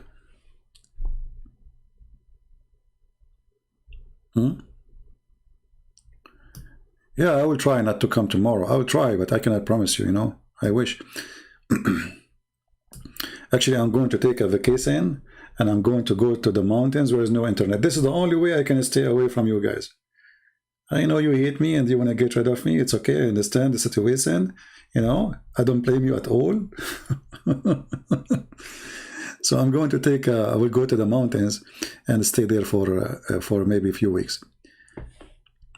Can you make a program about Brunei Sharia law? I mean, Brunei Sharia law, I mean, what Sharia law? This guy, all his kingdom is based on the British and the American. And then he have Sharia law. How that work? Isn't the Quran says take not Christian and Jews as a friends? This guy is a fraud. He used Islam to control his people so he can steal the money. My friend, Islam is the best way to control. So how a king can control, you see, in the old days, false kings, they used to use a Christianity too, to do the same thing. Filthy kings, they used to use God of the Bible to control people. And they use their filthy priest. This has always happened in history. Controlling the crowd is an art of deception. So if we need to use God, use God. God save the queen. That's it. Even if the queen is corrupt and scam, and that's it. The priest says, God save the queen. You know, and they will quote for you a verse from the Bible says that God is the one who chose the kings. My friend, hold on. John the Baptist, he paid his life against a king. So they don't want you to read that verse that you can oppose a king if he is a bad person. They want to quote for you a verse where it says, obey your king. They want to quote for you that Jesus says, give to what Caesar to Caesar and what to God to God. But they will not quote for you what John the Baptist did. Because they want you to obey.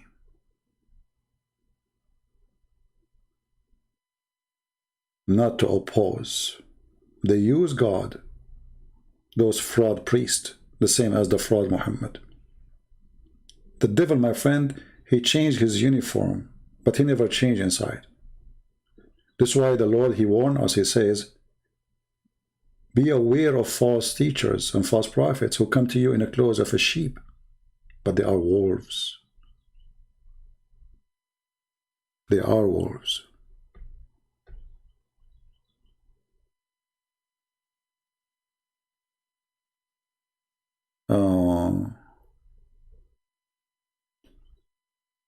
And this is why, you know, we as a Christians, we should examine the person is if he fit to listen to or not.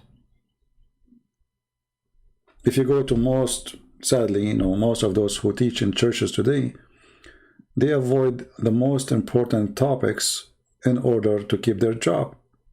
They're afraid of government. They're afraid of, you know, afraid of saying the truth, as simple as that. We don't have John the Baptist who said to the king, you are a fraud. You cannot do that. We don't have those people. Maybe they exist here and there, but trust me, those people will not be shiny. They will cover them. They will try to hide them. They will try to bury them alive. If a person try to be decent, all the force of evil will be against him.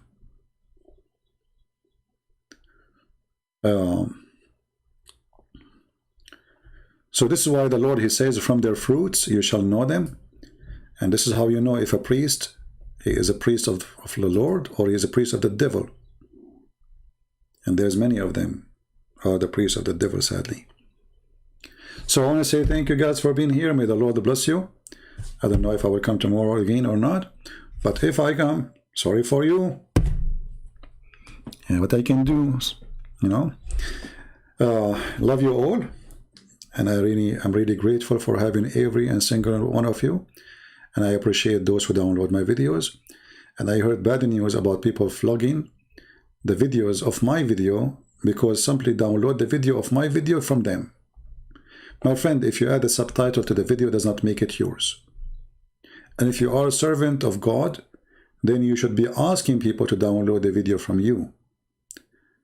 If you don't agree to let people download in your video, which you are the one who translate, then I tell you, don't download my videos, otherwise I might flag you myself. The video we make is for everybody. For everybody. If you are here a person who's trying for you, you have your own ego, like, you know, my videos. I don't know you, you don't know me. This is my work, and I am giving it for free. I'm giving my books for free. Who are you to flag people for my video? Who are you?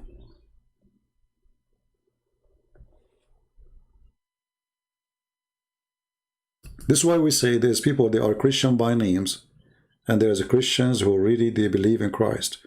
If you believe in Christ, you serve, and you don't wait for return.